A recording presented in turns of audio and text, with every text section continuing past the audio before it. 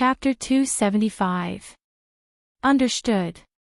Yu Qianqiu nodded. As expected, there really was a seal. It's a good thing I didn't sneak in earlier. The two quickly flew over the lake and landed on a hill. They had already left the sunlight of the thousandly lake and were now shrouded in a hazy fog. Up ahead, they could vaguely make out a mountain range. The mountains were not very tall, but the terrain was abrupt and undulating. Strange plants and ancient trees with intertwining roots roamed the forest. There was nowhere to walk, and the eerily quiet atmosphere made it seem rather frightening. "Follow me closely," Heli once more ordered as he floated into the forest. Yu Qianqiu's feet did not touch the ground, and he followed on his sword. The two dodged left and right through the forest, advancing and retreating, making countless turns and turns.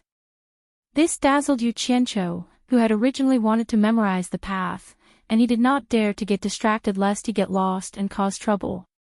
The two wandered through the forest for a long time. Suddenly, the dense vegetation before them vanished, and a valley between green cliffs appeared. Yu Qianqiu looked around. The strange atmosphere from before had already vanished. He looked down and asked, "This is Twilight Valley?" Heli grunted and laughed.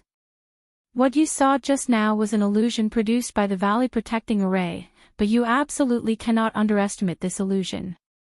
There is a great deal of danger within, and the slightest carelessness can lead to your death." "Was this array laid down by Senior Bai?" Yu Qianqiu asked. Heli shook his head.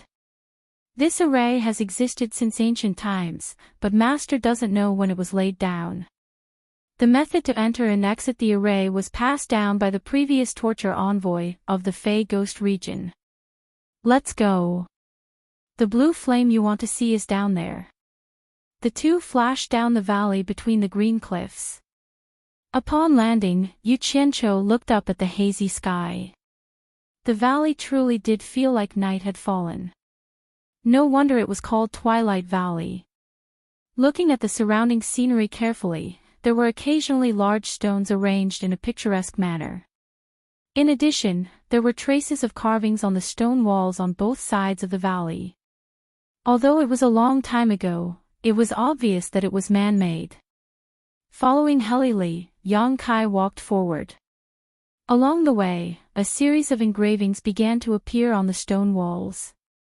Most of the engravings were of a man and a woman appearing in various places. Occasionally, there were also engravings of the man refining artifacts. As they walked deeper, another man suddenly appeared in the portrait on the stone wall. Then, more scenes of refining weapons appeared in the portrait as well. Looking at them together, it seemed as though they were refining a sword. As the two walked to the end of the valley, the engravings on the stone wall became more complicated. The man refining artifacts was holding a sword and laughing wildly at the sky. The sword in his hand radiated light as if he had refined some sort of incredible treasure. The man who appeared later seemed to be clasping his hands in congratulations. At this time, the portrait first showed two men drinking and chatting merrily. Then, there was a sudden twist. While the latter was admiring the sword, he suddenly attacked and struck the man who was refining the weapon to the ground. The attacker took the sword and was about to escape, but he suddenly ran into the woman from before. The two of them immediately fought, but the man was no match for the woman. The sword that he had snatched was taken back by the woman, and he fled. The woman chased after him, but it seemed that she had lost him. The final scene was of the woman standing in the air above the boundless sea, her expression one of inconsolable pain. She had thrown the sword into the vast sea. At this point, the contents of the painting were finished. But at the end, there was an engraving of a sword. Next to the engraving of the sword were two large words, Blue Serenity. This kind of ancient melodramatic story was nothing more than someone going back on their word and killing their friends to steal their treasures. Yu Qianqiu had no interest in it, and he did not have that much sympathy to sympathize with the ancient people. He and Heli walked to the end of the valley. It turned out that there was a cave at the end of the valley. A stone stele had been erected next to the cave. On the stele were the words, "In the dim twilight, the cries of artifacts in the valley. Inextinguishable and inextinguishable, the raging flame is named blue."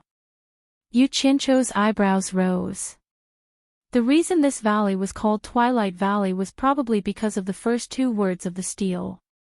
Put together, it was called Twilight Valley. As for the last two words, they were definitely talking about blue flames. The meaning was not difficult to understand.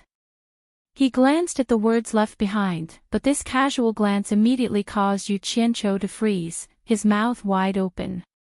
This was none other than the three words, "No better than artifact." Damn! No better than artifact?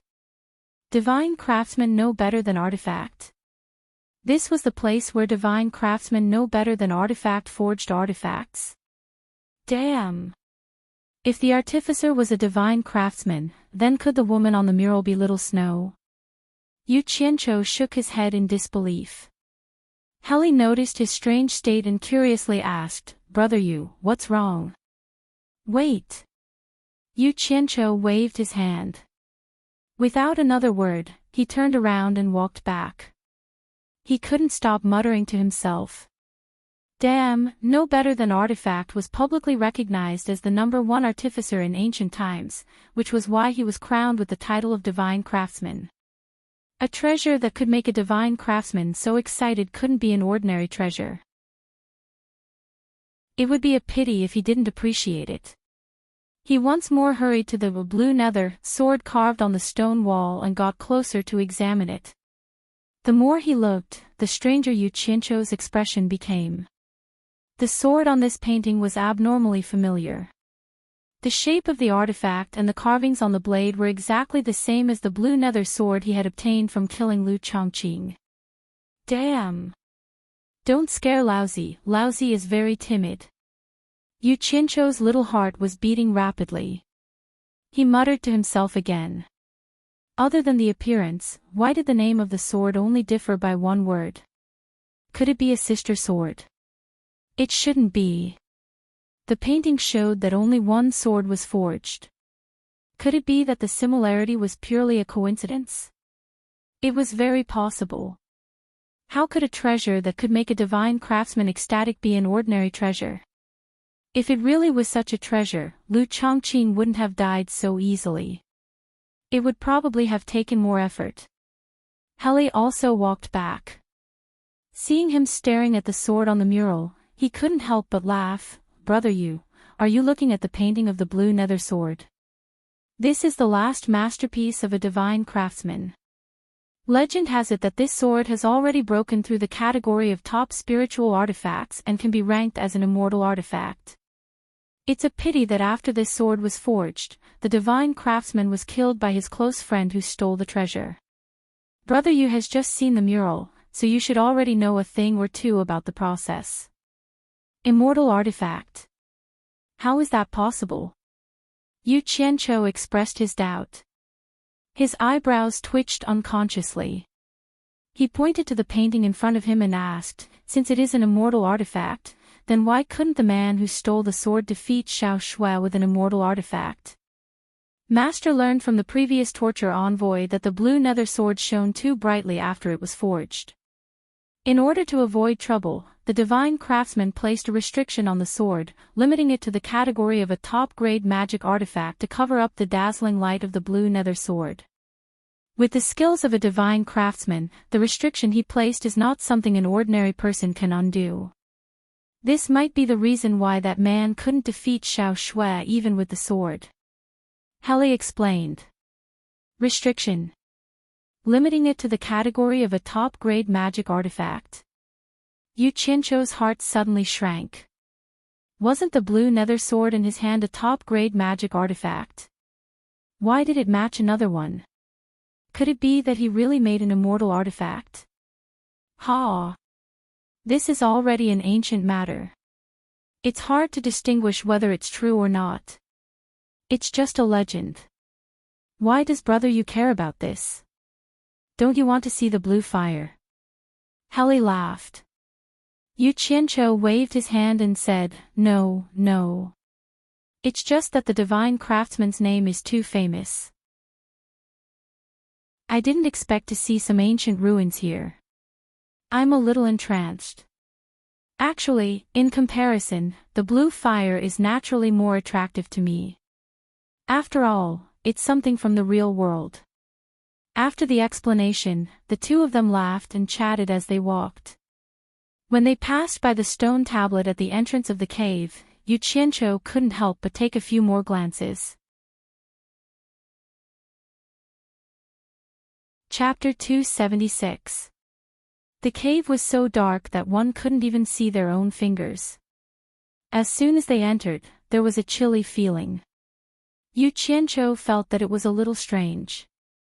Under normal circumstances, fluorites were mostly used in places like this for illumination. Why were they not used here, and had to be groped in the dark?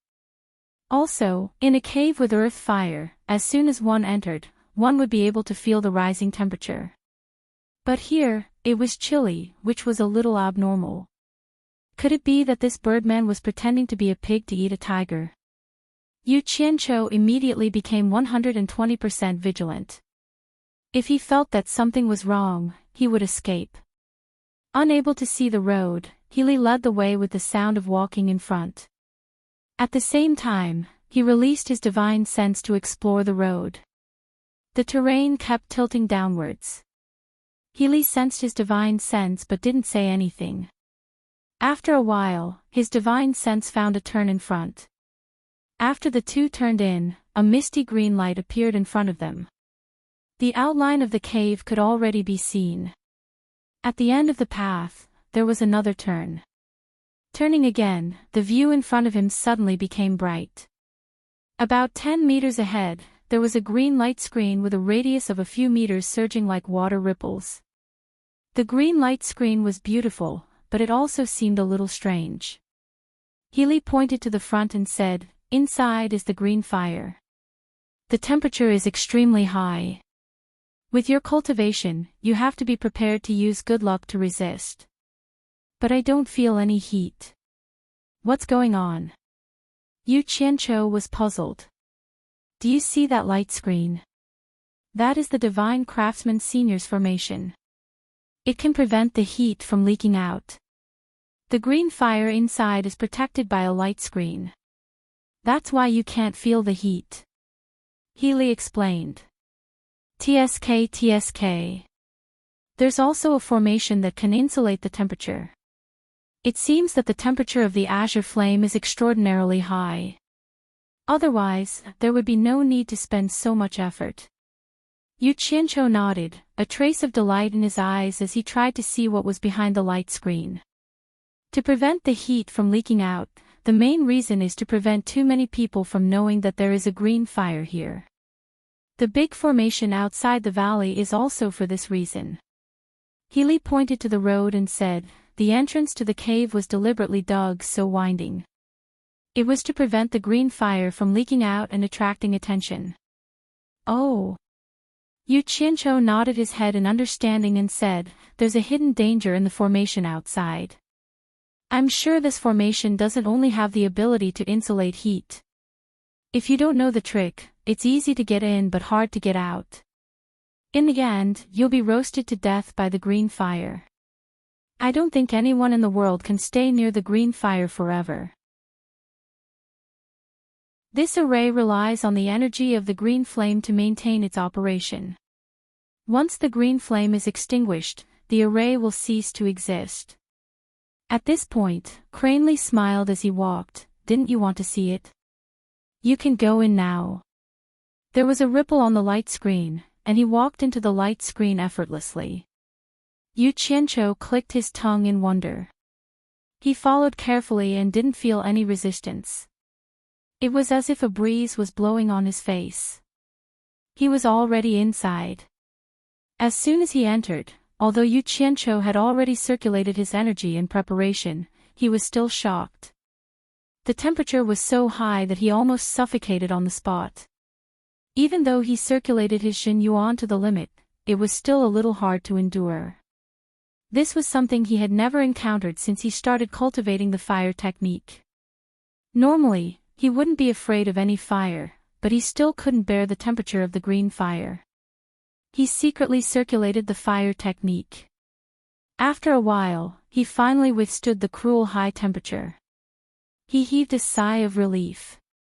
He knew that the fire technique could absorb ordinary fire like the earth fire, but he couldn't be sure that it would be effective on the green fire.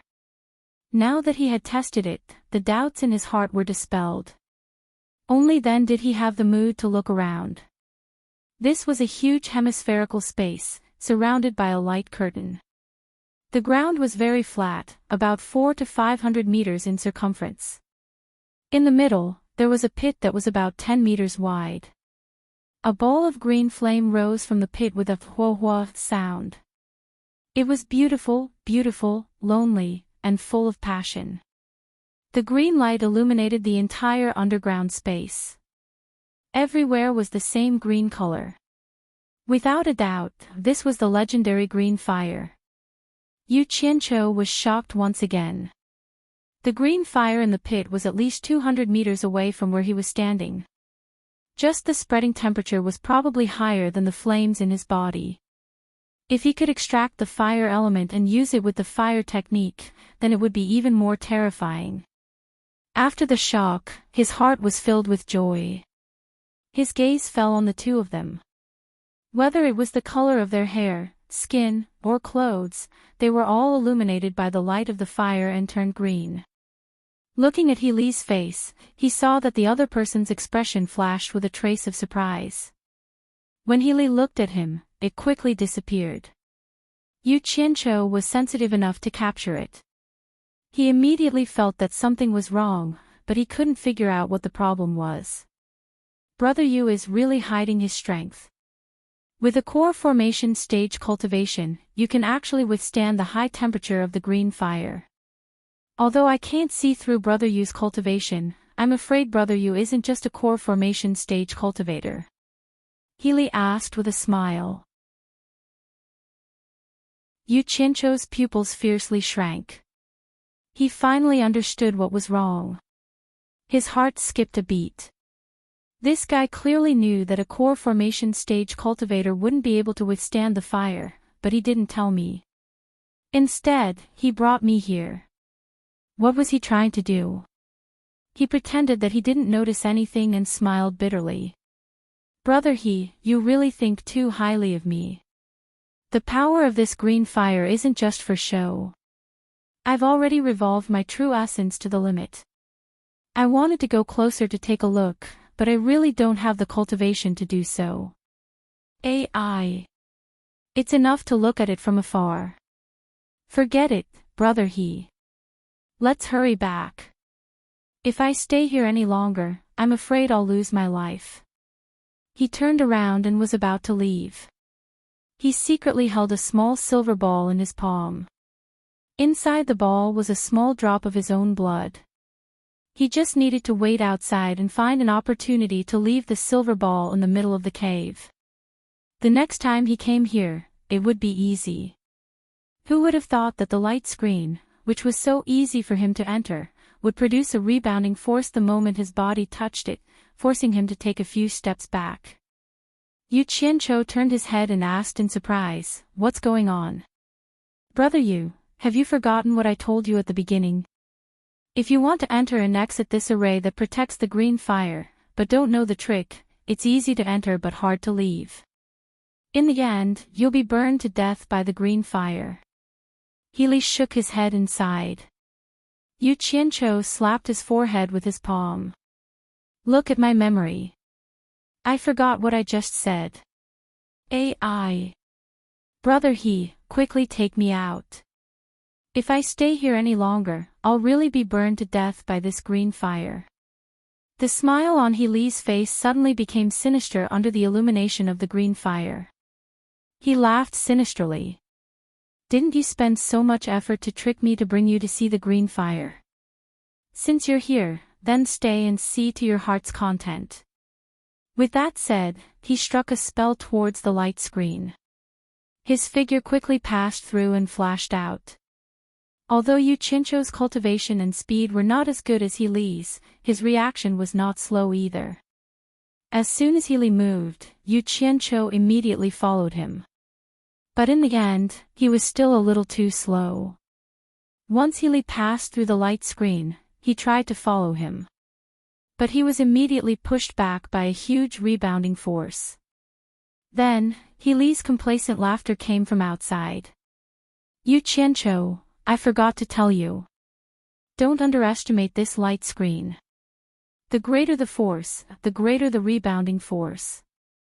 Even if a deity transformation expert went in, without the help of a good spirit treasure, it would be hard for him to come out. It turned out that this array was not soundproof. Yu Qianzhou looked around leisurely. But he said in an extremely nervous tone. Brother He, don't joke around. If you continue, someone will die. Do I look like I'm joking to you? He Li laughed sinisterly. Yu Qianzhou, don't blame me. If you want to blame someone, blame yourself for coming to the demon domain. If you want to blame someone, blame yourself for catching that old fart's eye. Blame yourself for playing petty tricks and treating others as fools. You insisted on seeing the green fire. If not for that, I wouldn't have dared to make a move on you. Ha! Yu Qianzhou's expression twitched. So, in the end, he was fooled by the other party. Thinking about the other party's words, his eyes narrowed. Old fart. He Li, the old fart you're talking about is by Changchun. Chapter 277. That's right, it's him. He Li said this through gritted teeth. One of them was in the formation, the other was outside, separated by a screen of light. They couldn't see each other, only hear each other's voices. Yu Qianzhou crossed his arms and pinched his chin with the other. He said strangely, You sound like you're not satisfied with him. Isn't he your master? Why? What did he do to you? Not before, but now that you're here, it's very possible. He Li snorted. I don't know what you're talking about. Yu Qianzhou said, tell me what's going on. Did I offend you?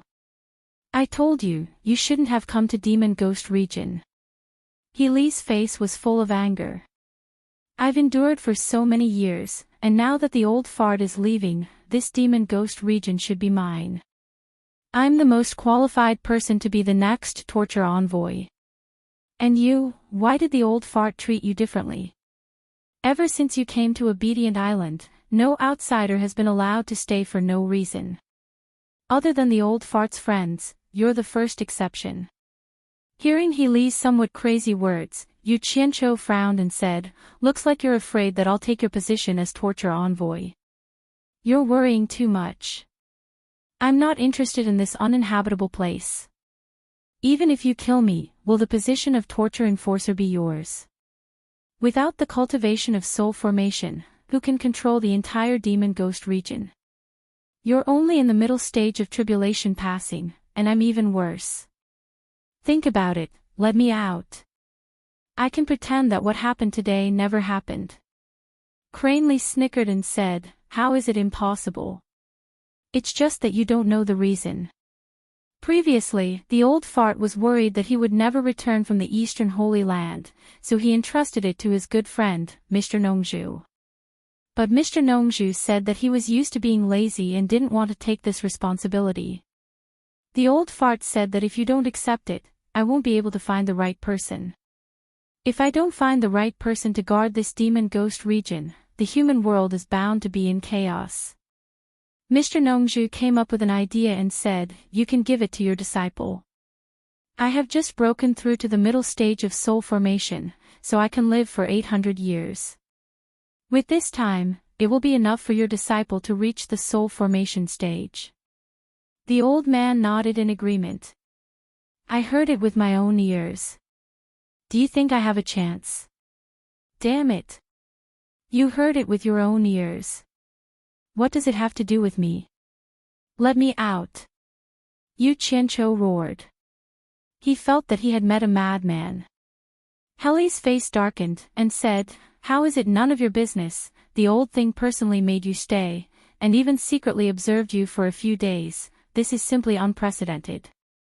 You're just a junior in the core formation realm. Do you think you're worth his time? I suspect that the old man intends to accept you as his disciple. He wants you to take over the demon domain with the help of Mr. Nongzhu. Do you think you deserve to die? You want me to take over the demon realm? You said that Bai Changchun wants me to be the torturer of the demon domain. How is that possible?" Yu Qianqiu was stunned. He didn't know whether he was happy or unhappy, but he was really a bit surprised. But then he broke out in a cold sweat. Damn it! The old man actually secretly observed me for a few days. Luckily, I'm good at enduring. Otherwise, even if I escape, I won't be able to show my face again. I'll have to hide in Utopia for the rest of my life. After having this thought, he didn't agree with Heli's stubborn idea. He smiled bitterly. "I say, Heli, think about it. I've only known him for a few days, and you've been master and disciple for so many years. How could he let me take over the demon domain? As long as someone enters the demon domain and causes trouble, as long as they don't go too far, the old thing will show some mercy. As for demons and ghosts, even if they want to go to the human world, as long as he finds out, the old thing won't show any mercy. He will kill them, regardless of whether it's reasonable or not. You've seen what happened to Demon King Ao Li and Ghost King Meng Yan." Heli shook his head in pain. "I've seen too many of these things. You don't understand. You and the old thing are humans, and I'm a demon. As long as there's a second option, the old thing won't be completely at ease to let me take over the demon domain." Hearing this, Yu Qianqiu was silent for a moment. He didn't deny that what Heli said made sense. In his previous life, he had heard of the saying, "Those who are not of my race must have different intentions." If it were him, he wouldn't necessarily let a demon take over the demon domain, which might be related to the survival of the human race. That was too risky. After thinking about it, Yu Qianqiu comforted him. "You worry too much. My cultivation is too shallow. Even if you let me take over the demon domain, I won't be able to control it unless Mr. Nongzhu stays in the demon domain forever. You said that Mr. Nongzhu doesn't want to be bound, so Bai Changchun won't let me be the torture envoy. You don't understand. The old thing and Mr. Nongzhu are both humans. With their cultivation experience, it's easier for them to make a human at the core formation stage reach the soul formation stage than for me, a demon at the tribulation stage, to reach the soul formation stage. As for controlling the demon domain, it's not difficult at all. The reason why the demon domain is shrouded in gloomy clouds all year round is because of the protection of a set of spirit treasures. As long as there's a fierce fight in the demon domain, the spirit treasures in the old thing's hands will immediately show up. So, no matter who is in charge of the demon domain, as long as they have that set of spirit treasures and Mr. Nongzhu's help, controlling it is not a problem at all. Speaking of this, Heli sneered and said, "Now you know why I didn't kill you outside. It's too easy for me to kill you with my cultivation, but as soon as I fight with you, the spirit treasures in the old thing's hands will immediately know, so it's best to lure you here and trap you until you die. No one will know." Damn it. Am I as easy to kill as you say? Yu Qianqiu laughed and said, "Aren't you afraid that I'll leave some traces before I die here? Bai Changchun can't find me, so maybe he will come here to take a look. Whatever traces you want to leave, just leave them. I will erase them completely before the old thing comes back." Heli sneered and said, "By the way, I forgot to tell you that the light curtain can't leave any traces. As for the ground, it has withstood the roasting of the blue fire for countless years and is already incredibly hard. It's difficult for me to leave any traces with my cultivation. I don't know what skills you have. Also, this blue fire will erupt once a month. At that time, the space inside will be filled with blue fire. It seems that the day of eruption will be in 2 days. If you want to leave anything behind, you'd better hurry up. Since he had already said it to this point, it was useless to say anything else. There was also no need to beg him for anything. In any case, this place couldn't trap him. Originally, he thought that it was Bai Changchun's idea to trap him here, so he was a little worried. Now that he understood, he was relieved. As long as it wasn't Bai Changchun's idea, everything would be easy. Yu Qianqiu frowned and said, "As expected, you already had a plan. However, there is one thing I don't understand. You must have revealed the 3-taste true flame to me on purpose. However, I don't understand how you knew that I would come to see this blue flame." Ha! Healy laughed insolently and said, "I heard the old thing say that he felt the aura of raging flames on your body, but he couldn't find anything. Even he himself suspected that he was mistaken. Although I don't know what's going on, I'm quite confident in his cultivation. Since he felt something was wrong, it means that you must have something to do with fire. Therefore, I revealed the 3-taste true fire to test you. I didn't expect you to be so passionate about the blue fire. You even thought that I was a fool, using a secret ancestral recipe to fool you. Only you could think of such a thing, haha. Since there's such a good opportunity to get rid of you without the old thing finding out, I'm naturally happy to push the boat with the current to fulfill your wish. Damn it. Don't be too proud. You're just a feathered beast, and you want to take control of the demon domain. You're dreaming. Just wait for me to come out, I'll slowly deal with you."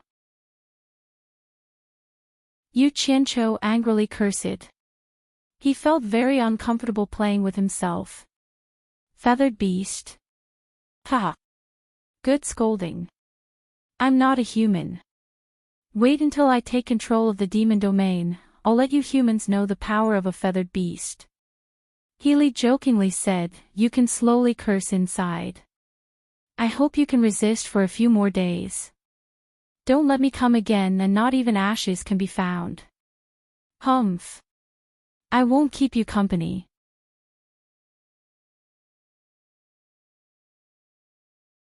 Chapter 278. Hey, don't go. Yu Qianqiu shouted a few times, but the other party did not reply. He cocked his head to the side and listened. He didn't know if they had really left. Then, he released all of his flying swords and bombarded the light barrier at the entrance of the cave. However, just as the other party had said, the more force he used, the stronger the rebound.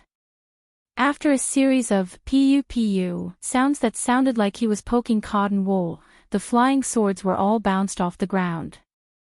He let out a long sigh and retrieved all of his flying swords. At this time, Crane Li's laughter sounded again from outside. "Yu Qianqiu, just give up." Ha! The laughter slowly faded away. Yu Qianqiu laughed coldly. This birdman was indeed outside. He was too lazy to try anything else. He turned around and looked around. He walked to a crack on the ground and looked at the silver ball in his hand. He frowned and kept the silver bowl.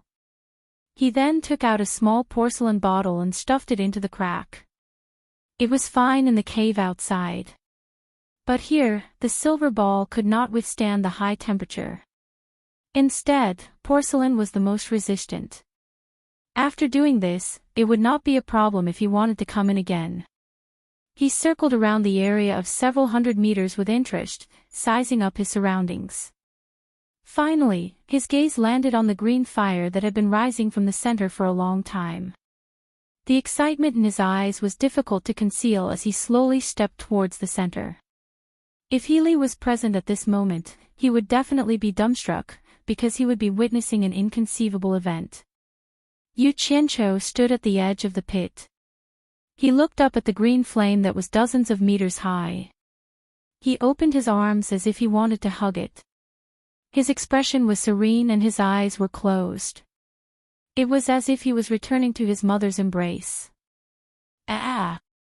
Yu Qianqiu opened his eyes and looked down at the root of the flame. When he was using the fire technique to absorb it, he felt a restless emotion from below. It was as if someone was saying, "Don't touch me. Get lost." Did I hear wrongly? Yu Qianqiu looked at the hole and muttered to himself. He could not figure it out. He shook his head and stopped thinking about it. He then used the fire technique again. This time, he was not as focused as before. Instead, he paid attention to what was below. Sure enough, just as he was about to absorb what he needed from the green flame, a suction force from the ground pulled the item back. At the same time, a violent and strongly repulsive emotion roared in his sea of consciousness. This time, Yu Qianqiu felt it very clearly. He immediately stopped absorbing and stared at the hole in the ground with a bewildered expression. He frowned and said, "Damn it. What's down there? This is strange. Could there be something alive down there? Is there anyone down there?" Yu Qianqiu shouted a few times but no one answered. He tilted his head and pinched his chin. The more he thought about it, the more he felt that something was wrong. In for a penny, in for a pound, in for a pound. Facing the green flames, he opened his arms and quickly circulated the fire spell. A faintly discernible green mist peeled off from the flames and floated towards him. This was the fire element he needed. Who knew that when it got close to him and was about to be absorbed into his body, the suction appeared again. The green mist-like fire element began to fall back. Yu Qianqiu's eyes widened and he shouted, "Damn you!" The fire technique in his body sped up again and the green mist floated back towards him. Immediately after, the suction from below also gradually increased. Yu Qianqiu used brute force and didn't give way. As a result, the green mist was like a tug-of-war between him and the green flames. It was like a tug-of-war. You pull, I pull, but there was no clear winner.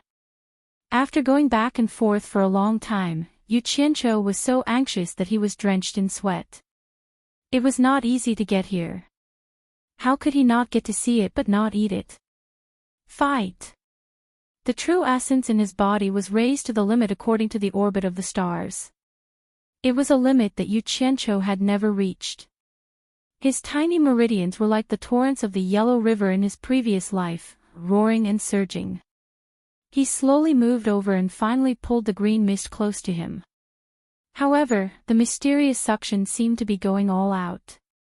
Immediately, the green mist was in a deadlock in front of Yu Qianqiu. It should be said that it was right in front of him. Unfortunately, at this moment, Yu Qianqiu was suffering from the extreme pain caused by the rapid circulation of true essence in his body. His entire body stood at the edge of the pit, shivering, and his expression was distorted to an unspeakable degree. He was so close, yet he couldn't touch him.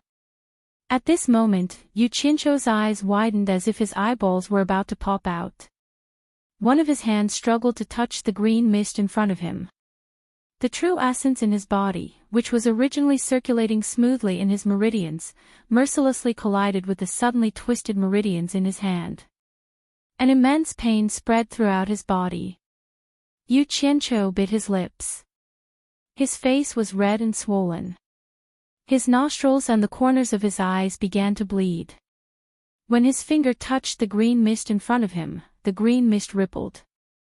Like a reservoir that had found a vent, it quickly spread along his palm and was quickly absorbed into Yu Qianqiu's body. Meanwhile, Yu Qianqiu's sea of consciousness seemed to hear a painful howl. He immediately felt the suction force from the green flames lessen significantly. Following that, a majestic green fog swept over and enveloped his entire body. As the pressure decreased, Yu Qianqiu, who had absorbed the green fire element, felt a wave of comfort. However, he did not dare to relax. He had to absorb as much as he wanted. After the fire element entered his body through his pores, it immediately cut off the connection with the external suction force. It became a part of Yu Qianzhou's body. It continued to gather in his dantian. Impatiently, it rushed toward the core and was absorbed by the core. The painful struggle in his mind disappeared. The fire element in the green flames was also absorbed by him. When the core could no longer absorb, the fire element began to spread through his meridians. In Yu Qianzhou's words, it was storing the fire element in every cell of his body. When he needed it, he could take it out at any time. It was like charging a battery. Charging it once could take a long time. After a long time, Yu Qianzhou stopped circulating the fire art in his body. To be more precise, he was full. The moment he stopped, an azure flame flashed in each of his eyes before fading away. Damn it! What the hell is this? Yu Qianzhou felt that something was wrong with his eyes and nose. He raised his hand to wipe it. He was bleeding. He could not help but curse. However, this trip was not in vain. He did not bleed in vain. He finally got what he wanted. He pinched his chin and squinted at the hole in the ground. After a while, he seemed to have made a decision and suddenly jumped into the raging green flames. Using the buoyancy of his upward momentum, he slowly descended to the hole dozens of meters below. He had to see what was so strange down there. The closer he got to the hole, the greater the buoyancy he felt. Once he reached the hole, he immediately grabbed onto the rock wall, resisting the buoyancy, and slowly climbed down. Everywhere he looked, there was a misty green flame, and he couldn't see anything. After climbing for about 10 meters, his hand reached down. He did not grab the rock wall. He opened his hand and felt around. It was empty.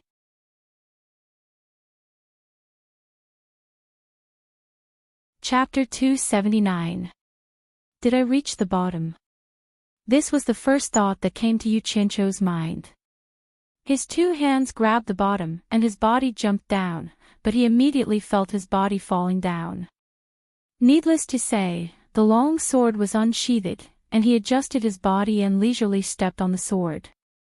After stabilizing himself, Yu Qianzhou opened his mouth wide, and he was completely stunned. This was an indescribably huge underground space. Yu Qianzhou was in midair between a natural mode canyon, and looking around, he seemed so small. The whole huge canyon was bright red, and everywhere was steaming hot. Below was a river, to be exact, it was a river formed by underground volcanic magma. In the distance, there was a volcanic waterfall, and the bright red liquid stirred up sparks from the high drop, which was very spectacular. Yu Qianzhou came back to his senses and exhaled. He didn't expect that there was such a big underground space hidden below. He turned his direction, and the sword flew directly towards the direction where the magma flowed. After flying for nearly 10,000 meters, he reached the end, and saw that the magma flowed away from the underground, and he didn't know where it finally flowed to.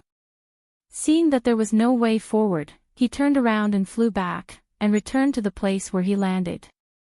The green flame was like a pillar, rising directly from the bright red magma below. It looked exceptionally beautiful in this underground world where the red light was shining. Yu Qianzhou fell directly along the blue flame, and when he floated a few meters above the river of magma, he was shocked by the thing in front of him. 9 huge blue lotus flowers grew on the surging magma, and the flower discs were 3 meters square, and the branches that grew out of the river were also 5 or 6 meters long. The blue flame was coming from these 9 lotus flowers, and it formed a blue flame pillar that rushed up and burned endlessly. What shocked Yu Qianzhou the most was that 8 of the 9 petaled azure lotuses were still in bud. Only one of them was in full bloom, and it was covered with a layer of rainbow-colored light. Among the layers of petals, there was a verdant green lotus head. On top of it, there was actually a naked white tender child sleeping soundly. Moreover, it was the kind with 4 legs spread out. Damn! I didn't see it wrong, right? There was actually a child sleeping here. Could it be that this world also has a lotus incarnation of Najah? What the hell? Yu Qianqiu rubbed his eyes in disbelief. He looked at the surging lava below and then at the sleeping child in the lotus. He did not see wrongly. It was indeed a child sleeping soundly, as if he was very, very tired. Yu Qianqiu stood on the lotus with a strange expression. The lotus was quite sturdy. It didn't even shake when he stood on it. Damn it! It was definitely a demon. Ordinary children would have been roasted to the point where not even dregs were left. How could they sleep here? Yu Qianqiu stretched out a leg and kicked the sleeping child, urging, "Fatty, wake up, your father is here. Hey! Get up, your old man is coming. If you don't get up, I'll spank you." He shouted a few times, but it was no use. After being kicked a few times by him, the child struggled to open his sleepy eyes. When the child saw that there was a person standing in front of him, he let out a loud cry and was about to jump into the lava outside the lotus. "You want to run? Don't even think about it." Yu Qianqiu quickly grabbed the child by the waist and raised his hand to slap the white little buttocks a few times. He cackled and said, "Little brat, still want to run? Tell me honestly, what kind of demon are you? Grandpa, save me. Someone wants to catch me." The naked child cried out after being slapped.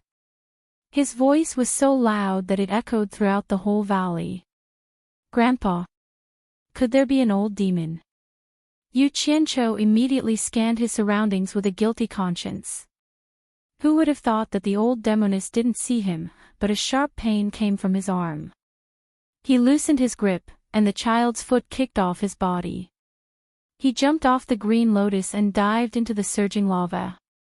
Yu Qianqiu stepped to the side of the lotus and saw a head popping out of the lava and making a face at him. He immediately shouted in anger, "You little demon, you actually dare to bite me." After saying that, he unsheathed his flying sword and slashed down. The child was as agile as a fish in the lava.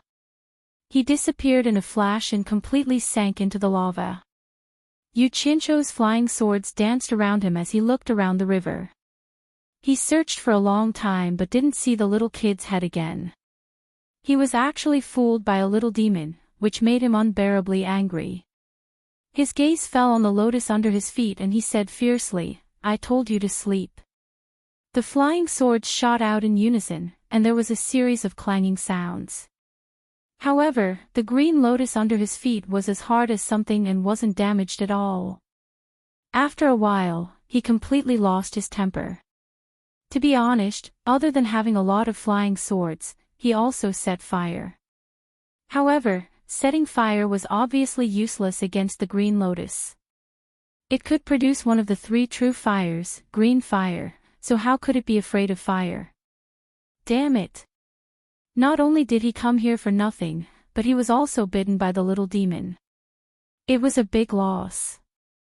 Yu Qianqiu looked around and estimated that the child wouldn't come out for the time being.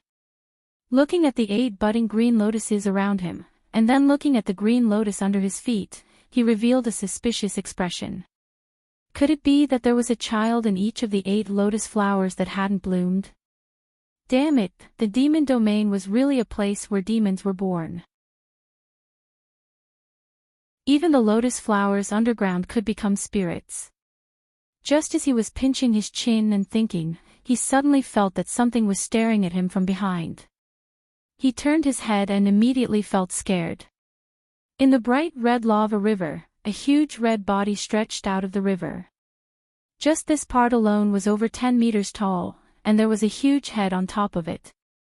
It had 2 ferocious horns, a forehead that bulged like armor, a sharp nose, fangs that could not be covered even when closed, and 2 catfish whiskers that were as thick as thighs.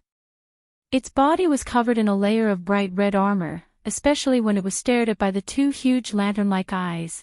It felt as if its soul could not be moved. A majestic and simple aura rushed over, and Yu Qianqiu's expression kept twitching. After a long time, he stammered and said, "You are a dragon, dragon, dragon." He couldn't be more familiar with the appearance of this monster. He had seen it in various scenes in his previous life. Although it was slightly different from the thing in front of him and lacked a sense of realism, it wasn't far from it. It was the image of the dragon in his previous life. Immediately, Yu Qianqiu was scared out of his wits. How could there be a dragon hiding here? This was 2F** King exaggerated. Grandpa. He was the one who wanted to capture me just now. A naked child sitting on the dragon's head pointed at Yu Qianqiu and said angrily. It was the little fellow who had escaped just now. There's actually someone who can stand in the green fire unscathed. A simple and ancient voice came out of the dragon's mouth. Its two big eyes stared at the slightly dazed Yu Qianqiu, revealing a hint of confusion. You're his grandpa? Yu Qianqiu only dared to speak after a long time. He pointed a trembling finger at the little child sitting on the dragon's head. Yes. The old voice replied. Then, a section of its body rose out of the magma, revealing a large, strong, and ferocious set of sharp claws. However, the claws were tied with a large golden chain. The dragon asked, Human, why do you want to capture him? Oh my god! Yu Qianqiu thought that the dragon was going to attack. He was so scared that he immediately let out a strange cry and disappeared in an instant. The dragon's thick nostrils spewed out two streams of flames. Its whole body floated above the lava. Its body that was covered in red armor twisted and turned. It was almost 100 meters long. However, the claws on its four limbs were tied up by the shining golden chains. The four huge chains went deep into the lava.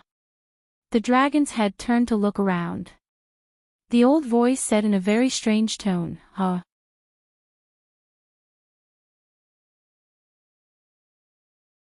Chapter 280. In the ethereal palace of Utopia, Yu Qianqiu suddenly appeared and sat on the clean floor. He wiped the sweat off his forehead, and his heart was pounding. He had heard that there were dragons in this world, but from the various ancient books, the so-called dragons were all like the Western dragons in his previous life. They looked like dinosaurs and had two bat wings on their backs. In just a moment, a real giant dragon, a red dragon, the legendary supreme being that the Chinese people had worshipped for thousands of years in his previous life, suddenly raised its head in front of him. It was full of vicissitudes, simple, and all kinds of majestic aura gathered on its body. It stared at him with its eyes that were like big lanterns, questioning him. The shock that came from the bottom of his heart was something that he couldn't have even when he heard or saw by Changchun at the Soul Formation final stage. It would be weird if he wasn't scared, leader. When the maids of Ethereal Palace saw Yu Qianqiu in such a sorry state, they all exclaimed, but they didn't wake Yu Qianqiu up. Immediately, Bai Suzhen and the others rushed over after hearing the news. Yu Changgue and his wife looked at each other. Little Wuchou's mouth was wide open. In their hearts, Yu Qianqiu was omnipotent. He was the number one person in this place. Looking at him sitting on the ground, he was clearly scared out of his wits. Chu Ping's appearance was somewhat haggard. It was obvious that she was still overly depressed because of what had happened to her master. She was originally a little resentful towards Yu Qianqiu, but when she saw him like this, her heart ached again. Bai Suzhen frowned. She walked over, squatted down, and shook him. What's wrong with you? Yu Qianqiu raised his head and looked around blankly. Seeing familiar faces, he shook his head and let out a long breath. He lay down on the ground and comforted himself with lingering fear. I'm back. I was scared to death. I was almost scared to death. What's wrong with you? Shui Ernyang squatted down and asked. Although Yu Changgue was also worried, he didn't do what the two women did. I'm fine. Yu Qianqiu closed his eyes and waved his hand weakly. He took a few deep breaths, and his face returned to its usual relaxed state. His body moved, and he bounced up again. After looking around at everyone, He smiled at Xuanyang and said, "Mother, I'm fine. You guys go back and rest, I have something to talk to sister." They naturally knew that the sister Yu Qianqiu mentioned was Bai Suzhen. Apart from him, she was the only person in Utopia who could command everyone. Xuanyang looked at her son worriedly. Yu Changui walked over and tugged at her, saying, "All right, let's go out for a walk. Our son can solve his own problems by himself. Let's not stay here and cause more trouble." Having said that, he grabbed his youngest son and walked out of the majestic Misty Palace. The group of maidservants bowed in greeting and retreated. Chu Ping looked at Yu Qianqiu, and her gaze paused on Bai Suzhen. She bit her lips and turned around silently. Yu Qianqiu noticed her haggard face and sighed, calling out, "Ping, Chu Ping stopped and turned her back to him. Yu Qianqiu walked over and turned to face her. He looked at her sincerely and sighed, saying, "The dead can't be resurrected. In this world, other than your master, don't you think there are more important people who need you to live well? Am I really not comparable to your master in your heart?" Chu Ping's body trembled, and she raised her head, saying, "It's not what you think, it's just that, enough." Yu Qianqiu's palm gently covered her red lips, stopping her from continuing. He smiled and said, "There's no need to say any more, I understand. Ping, I've encountered many things on this trip. I almost lost my life. It's great to see you again. I really missed you." As he said that, he gently pulled Chu Ping into his arms.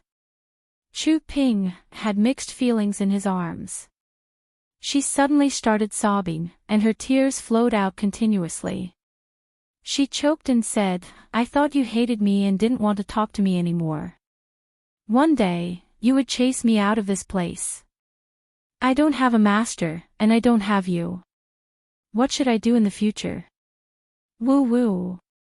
Yu Qianqiu stroked her hair and murmured in her ear, "How can that be? You are my dream, my first dream since I came to this world. I'm willing to cherish you for the rest of my life. You have to live well and let me cherish you for the rest of my life." Chu Ping's hanging hand immediately hugged his waist. She hid in his arms and nodded repeatedly. Bai Suzhen fiercely glared at Yu Qianqiu. The latter winked at her and said, "Sister, let's go to the back cliff." After saying that, he carried Chu Ping and disappeared. The back cliff was windy and sunny. Looking at the vast land around them made people sigh with emotion.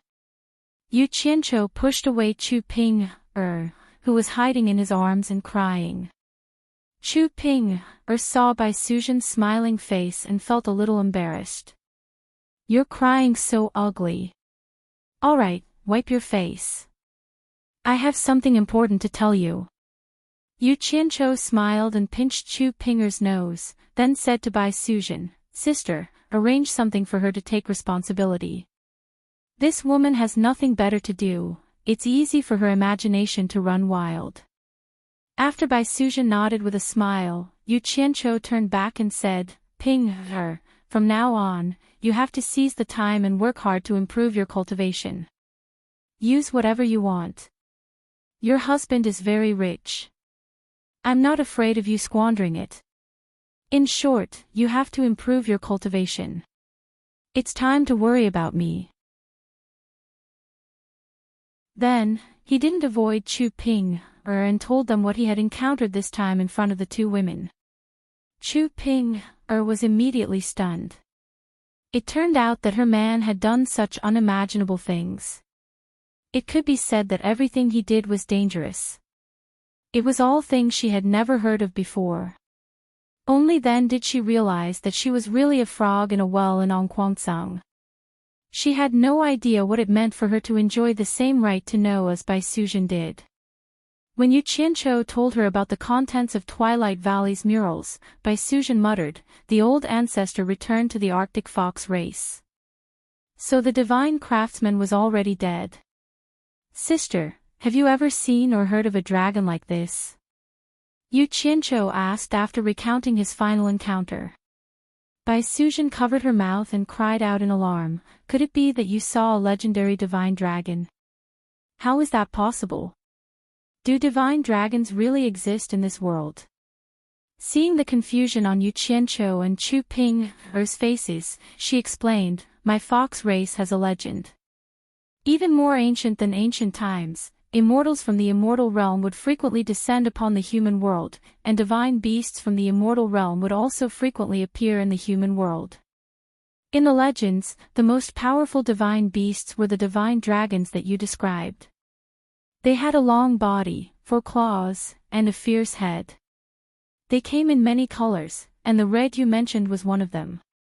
It was said that not even immortals were a match for divine dragons. This legend is so ancient that it's almost been forgotten. I didn't think that you would actually see a legendary divine dragon. It's simply inconceivable. But what I don't understand is that if the divine dragon you described really was a divine dragon, why did it hide underground? Sister, now that you mention it, I remember. Yu Qianqiu frowned. That red divine dragon's claw seemed to have been locked down by a golden chain. Locked down. Bai Suzhen shook her head. How could a real divine dragon be locked down by someone? And who would have the ability to lock down a divine dragon? The beautiful Chu Ping opened her mouth slightly. She would look in whichever direction she was talking about, just like a little idiot. Just the Demon King and Ghost King of the Demon Realm were enough for her to digest for a while. Now, there was the legendary demigod stage. It seemed like there were many more in this world. Then, even the legendary divine craftsman appeared. Then, there was a divine dragon that she had never heard of before. There was also that thing called the 3 True Fire. She was completely bewildered and confused. In short, to her, she could only listen and not interrupt. With her limited knowledge, she couldn't interrupt either. However, the melancholy that filled her heart earlier disappeared without a trace. Her mind was filled with other things. It was meaningless to continue discussing the topic of the divine dragon. She decided that she would go there again if there was a chance. She would understand it eventually. Yu Qianqiu summoned the Green Destiny sword and passed it to Bai Suzhen. He said solemnly, Sister, those who are proficient in refining artifacts are also proficient in formations. Xiao Shui has followed the divine craftsman for many years. If this sword is really the Green Destiny sword, based on the formations that your Fox clan passed down to Xiao Shui, I should be able to see something. Help me check carefully and see if there are any restrictions in this sword. If there are, can you think of a way to break it?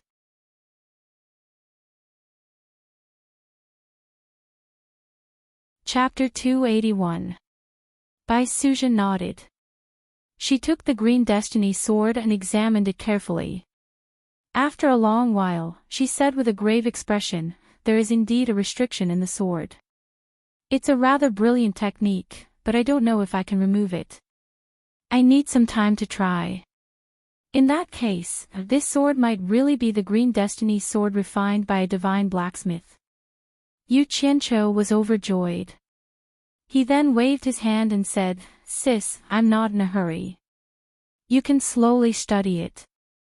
It's fine as long as you can remove the restriction. I'll try my best.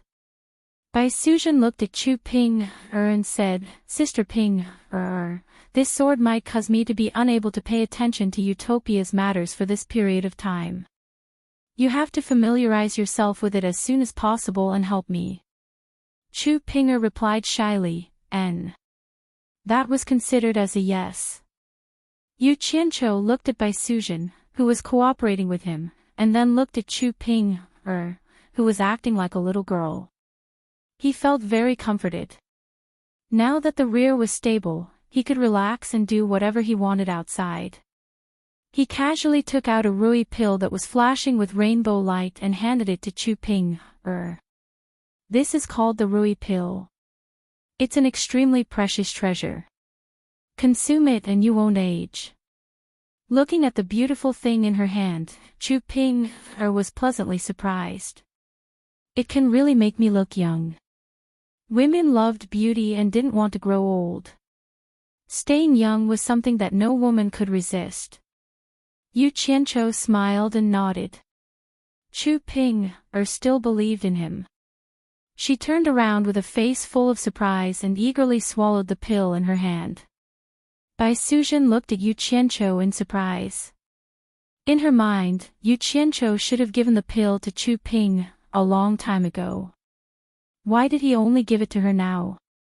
She thought about how Yu Qianqiu would always let her know everything first and let her enjoy all the good things first. Although the two of them had never shared a bed before, his affection for her, which surpassed all other women, once again made her heart feel boundless tenderness. A faint smile appeared on Bai Suzhen's face. It was a very gratified smile as she looked into the distance. Yu Qianqiu secretly glanced at her, and the corners of his mouth curled up. He hadn't given Chu Ping the Rui pill because he was waiting for something like this to happen. His thinking was that no matter if it was ancient or modern, he believed that no woman would be able to tolerate their man being shared by other women. However, men naturally wished that there were more beauties around them, and it would be better if all of them were loyal to him. Was there really such a good thing? The answer was definitely no. But then he thought, what should he do? Therefore, he still had to play the necessary tricks. He understood that what Bai Suzhen wanted was very little. She didn't even think about getting anything from him. The only thing he could do was to let her be with him in this life, with no regrets in his heart, and with eternal happiness. This point, he had to give it to her at all costs. Men who didn't have that ability had better give up the idea of hugging on both sides as soon as possible. In a brothel, you could spend some money to hug as many women as you wanted. There were also many mistresses who were willing to sacrifice their bodies for money. Pinger. I will send you to the lake. Yu Qianqiu pointed to the lake in the distance and laughed strangely. Bai Suzhen smiled lightly and turned her head, saying, I will go back and take a look at this sword first. She naturally knew the consequences of taking the Rui pill. After saying that, she disappeared. Why? Chu Pinger asked blankly. Yu Qianqiu coughed and chuckled. You will know in a while. I will keep watch for you. As he spoke, he held her hand and appeared by the lake. It was the place where Chu Pinger was forcefully raped by Yu Qianqiu when she first came to Utopia. Chu Pinger's pretty face blushed, thinking that he was going to do that again. She looked around guiltily, but then her face changed, and her stomach made a gurgling sound, and the pores on her body began to ooze black stains. Hee hee. After consuming the Rui pill, it will eliminate some impurities in the body. Go ahead, I will keep watch for you. Yu Qianqiu smiled awkwardly and turned his back to her. Chu Pinger stomped her feet and hurriedly ran far away while covering her stomach. She probably couldn't hold it in anymore. Not long after, a graceful figure appeared in the lake. She was washing herself. Yu Qianqiu turned around with a chuckle and quickly took off his clothes before wading into the lake to help. In the expanded conference room of the heroes' camp, Yu Qianqiu sat on a chair and looked at the 5 people in front of him. They were Gu Qingyun, Ko Shuahua, Xiao Wanqing, Murong Xian, and Mei Yinhong. Gu Qingyun was already part of the combat team, while the other 4 were under Bai Suzhen. They had all experienced the pain of having their primordial spirits removed. When they saw him, they respectfully greeted him, leader. The 5 of them no longer dared to joke around with him like they did in the past. They looked at him with complicated expressions. Their former friends and even seniors from his sect had become subordinates in the blink of an eye. After talking for a while, Yu Qianqiu smiled and said, Gu Qingyun, they can hate me, but you can't. In the devil's domain, you once said that you would follow me if you could come back safely. You have to take responsibility for your words. We don't dare. The 5 of them bowed in unison. They were very respectful. Yu Qianqiu raised his eyebrows. It seemed that his ideological work was effective. He crossed his legs and said, "Don't think too much. After a long time, you will realize that this place is far better than the Fuxian Island." Gu Qingyun, work hard. You might have unexpected gains in the future. Alright, you can go back first. Before the five of them left, Xiao Wanqing secretly glanced at Yu Qianqiu. When Yu Qianqiu saw that, he smiled faintly. He knew that this girl had always been interested in him, but he had given her a chance to follow him. She had rejected it. If he forced them to come here, she would no longer have the chance to become his woman. If Xiao Wanqing had agreed when he invited them, it would mean that she had absolute trust in him. For such a beauty with good moral character, Yu Qianqiu didn't mind accepting her. Now, it was impossible. He would only congratulate her when she became someone else's woman. This was because they were friends in the past. It was the same for this summon. After a while, Guan Yu brought Zhang Peng and Hong Qi in. After understanding their cultivation progress, Yu Qianqiu sternly urged them to work hard to improve their cultivation. He also requested Guan Yu to supervise them with the strictest attitude. After everyone left, Yu Qianqiu paced back and forth in the spacious conference room. Ever since he returned from the demon domain, his brain hadn't stopped working. In the past, he had set his standards to be stronger than the #1 sect in the world, like supporting Immortal Island. But after coming back and knowing more, his standards had climbed to a higher level. The so-called #1 sect in the world, like supporting Immortal Island, was nothing in the eyes of those spirit-severing cultivators. A spirit-severing cultivator could probably wipe them out. When spirit-severing cultivators looked at supporting Immortal Island, it was no different from supporting Immortal Island looking at mortals in the secular world. They couldn't be bothered to intervene. There was no point in fighting with supporting Immortal Island. But even if he didn't fight, it didn't mean that his subordinates wouldn't fight. They couldn't waste the resources that they had painstakingly obtained. The spokesperson for the secular world had already been decided on the Shi clan. Naturally, he would feel more at ease leaving the spokesperson for the cultivation world to his subordinates. This way, he would be able to let his parents and younger brother return to the secular world to live peacefully. It shouldn't be a problem to ensure the safety of the Yu clan for a few generations. After all, it wasn't a solution to let them stay in Utopia for a long time. They were completely different people from the people in Utopia. One flew in the sky, while the other walked on the ground. They would never be able to integrate. They were different and lonely. The secular world was where they belonged. All he could do was to create a good living environment for them in the secular world. But to ensure that his people could smoothly represent the secular world and the cultivation world, it would depend on how high he could reach. It seemed like He Li's suggestion wasn't bad. With Bai Changchun and Mr. Nongzhu's cultivation experience, it shouldn't be a problem for them to help him reach the spirit-severing stage. Thinking of He Li, Yu Qianqiu chuckled. He still had to return to Shuntian Island before Bai Changchun returned. Naturally, he would have to rely on Bai Changchun to decide what was right or wrong. However, he wasn't someone to be trifled with. He Li, are you prepared?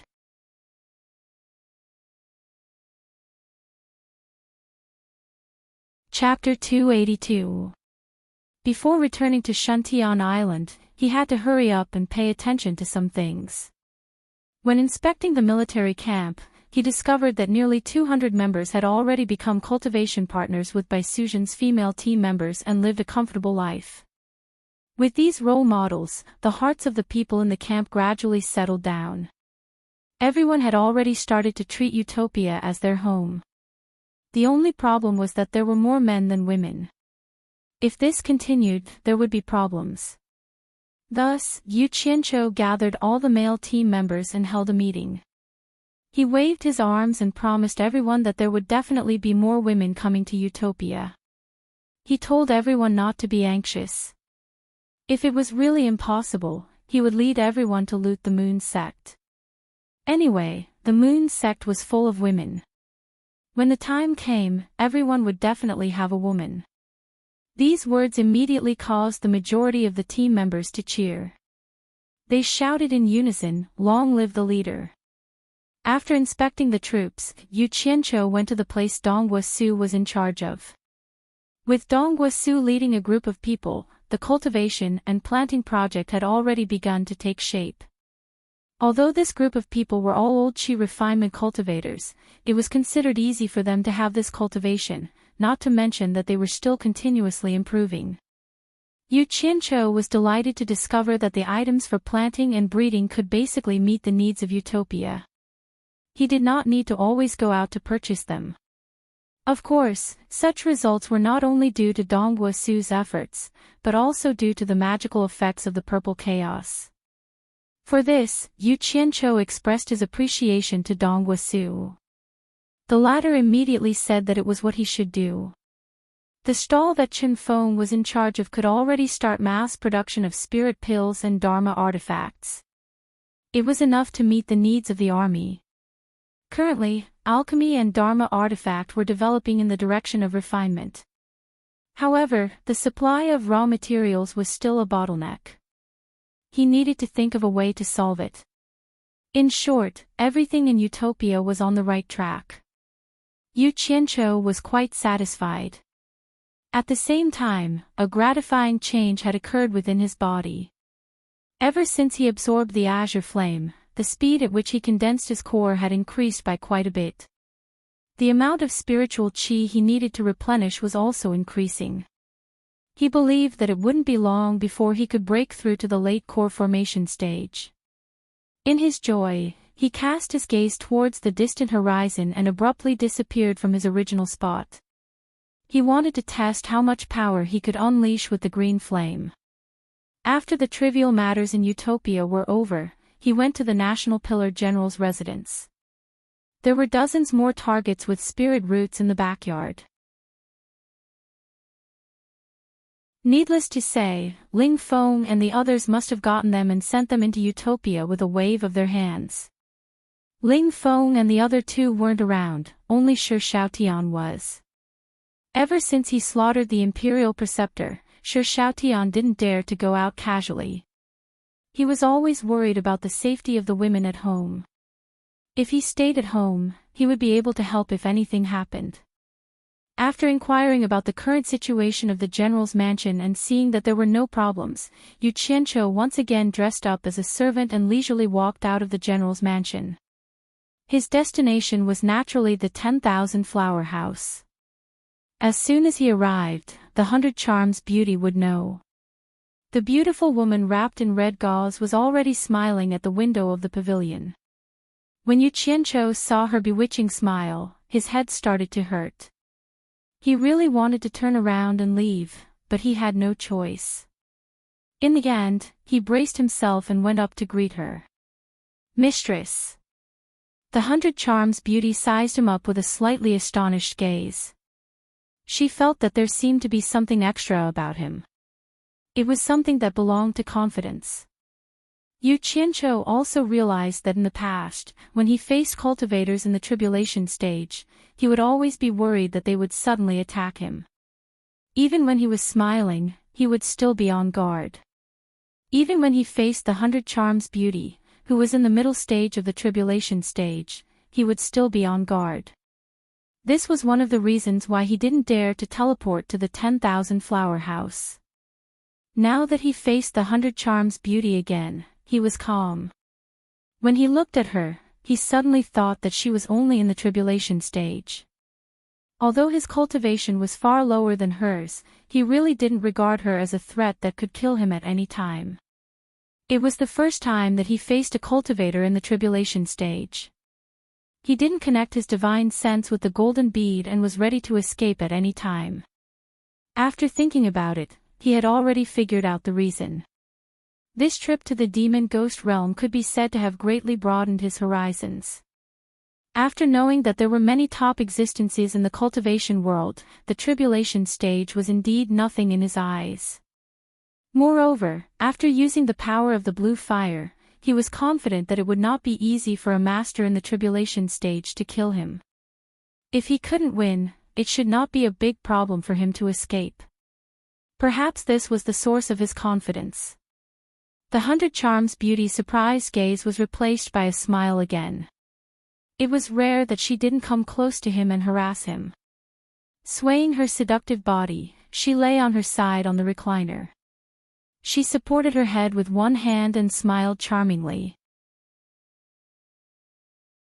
I received information that you went to the demon ghost realm with the masters of the 4 great families. Yes. You are really brave to go to the demon ghost realm with just 5 people. Look at you. Did you gain something in the demon ghost realm? Master's wife is really well informed. You even know such a secret thing. Yu Qianqiu found a chair and sat down. He shook his head and said with a smile, I didn't gain anything. It's true that I almost lost my life. By the way, Master's wife, is there any movement in the cultivation world? Seeing that he didn't want to talk more about the demon ghost realm, the 100 Charms Beauty glared at him with her bright eyes. Then she yawned and said lazily, there is some movement you want, but it's not big. I'm afraid you will be disappointed. Yu Qianqiu immediately frowned and said, how is it not big? The 100 Charms Beauty slowly closed her eyes.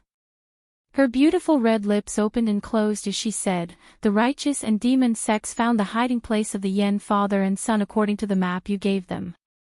They were really shocked by the strength of the island. The 2 sects sent people to investigate also lost more than half of their men. Because the threat of the Yen father and son was too big, the righteous and demon sects wanted to join forces to eliminate them. Who knew that the 10,000 demons of the demon sects would have an internal dispute? They were reluctant to take action. As a result, the supporting Immortals Island also didn't dare to take action. Master's wife, what is going on? Could it be that the 10,000 demons want to protect the Yen father and son? Yu Qianqiu said in a deep voice. The 100 Charms Beauty still had her eyes closed. She shook her head and said, the 10,000 demons originally planned to eliminate them together with the righteous sects. Then, someone suggested that the previous palace master, who was Yen Bugui's father, should personally recruit Yen Bugui back to the 10,000 demons. One must know that Yen Bugui's current strength was not weak. If they could summon Yen Bugui back, it would be equivalent to the myriad demons' palace taking over his strength. At that time, the position of supporting Immortal Island as the #1 sect in the cultivation world would be taken over by the Myriad Demons Palace. This suggestion immediately made the entire Myriad Demons Palace palpitate. Recently, the 10,000 demons sent people to the demon sects to act as lobbyists. Lobbyists? Yu Qianqiu frowned thoughtfully and said, what do you mean? It's very simple. The 100 Charms Beauty opened her eyes and smiled. The 10,000 demons said that the hero has always been against the righteous sects and has never attacked the demon sects. Moreover, the righteous sects have always been suppressing the demon sects. If the 10,000 demons could take over Yen Bugui's strength, the demon sects might be able to suppress the righteous sects. This reason is indeed tempting to the entire demon sects. However, there is no impenetrable wall in the world. After the righteous sects learned of this, they didn't dare to make any rash moves. Yen Bugui's strength isn't weak. If they want to attack, they will have to contribute a lot. Especially the supporting Immortals Island, they will have to put in a lot of effort. If the demon sects turn against them at this time, the supporting Immortals Island won't be able to handle the consequences. Therefore, it became a stalemate. Yen Bugui and his son are safe and sound, and the movement you wanted didn't happen. The hero has always been against the righteous sects. Humph. Yu Qianqiu muttered. He looked out of the window and narrowed his eyes. He suddenly turned back and said, "Master's wife, I believe you have the information about the demon sects. Can you give me a copy of it?" The temptress smiled meaningfully and asked, "What are you trying to do? Haven't the 10,000 demons been lobbying everywhere? I think they've gone crazy from wanting to be the world's #1. How can there be such a cheap title?" Yu Qianqiu laughed coldly and said, "It's time for the demon sects to put pressure on the 10,000 demons. Hee hee. I knew a little fox like you wouldn't be content with your lot." The temptress giggled. She straightened herself up and used her fingers to pull out a small jade archive from between the two plump mounds of her undergarment. She tossed it to Yu Qianqiu. Yu Qianqiu caught the jade archive and felt the warmth from it. He stared at the other party's plump mounds in astonishment and was momentarily lost in thought. Damn it! This master's wife is really powerful. She actually left the thing there.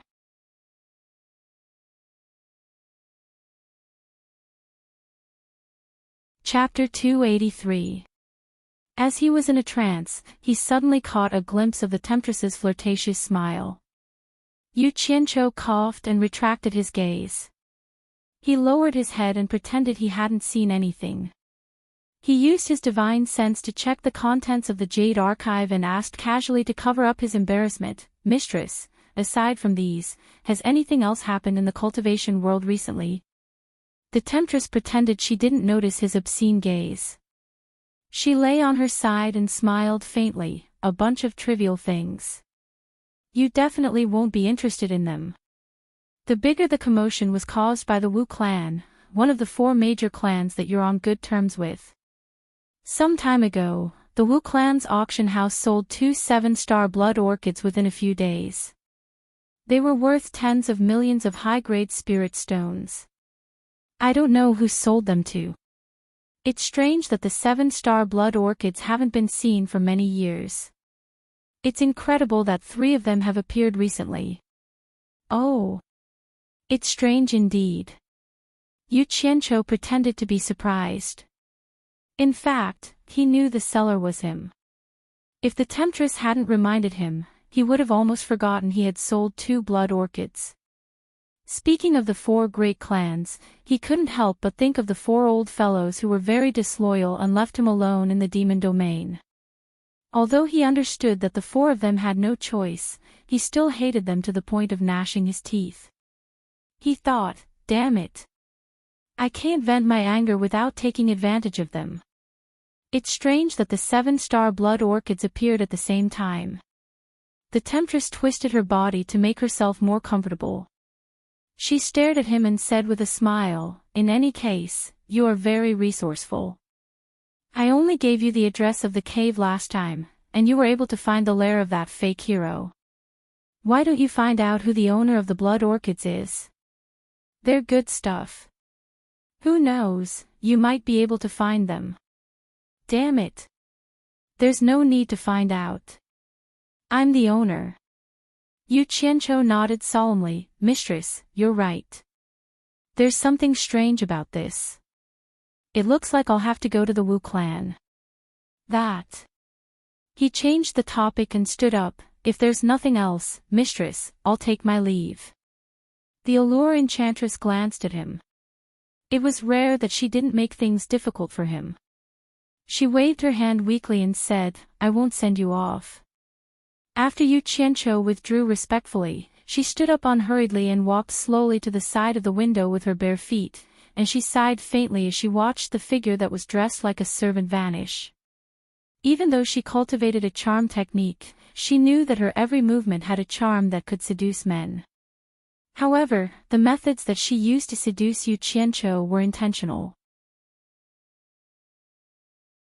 She didn't know why, but it was as if she was hoping that Yu Qianqiu would really do something improper to her. This kind of mentality had never been experienced by other men. Could it be that she had fallen for him? The allure enchantress was startled by her own sudden thought.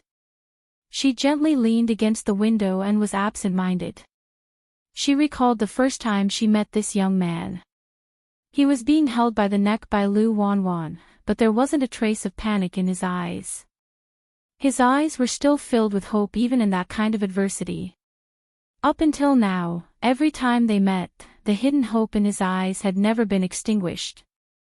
No matter how many obstacles he had experienced, even if he was expelled from the sect twice and was hunted by the entire cultivation world, he had always strived forward, turned the tide, and did what he wanted to do. Always filled with hope, always strived forward, always persisted in his ideals, not afraid of failure, and always strived forward. Such a man is indeed very attractive to women. Could it be that even I am attracted to him? It can't be.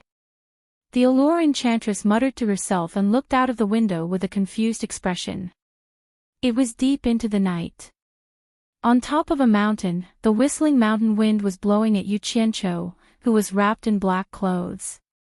At the side, Guan Yu looked at the brightly lit area at the foot of the mountain. He could vaguely hear the sound of wine cups clinking. There was a small demonic sect there. At that moment, a group of people was holding a banquet, drinking wine and eating meat happily. I envy the demonic sects for being unrestrained and enjoying themselves in a timely manner. Almost every family is like that. Guan Yu shook his head. After seeing the signal that the encirclement had been completed, he turned his head and asked, "Boss, are we going to kill them all like before?" Yu Qianqiu said in a deep voice, "Kill them all. Don't leave a single one alive." The reason why he didn't recruit people to Utopia and wanted to kill them all was so that the demonic sects could see the tragic scene, so that they could exert pressure on the 10,000 demons.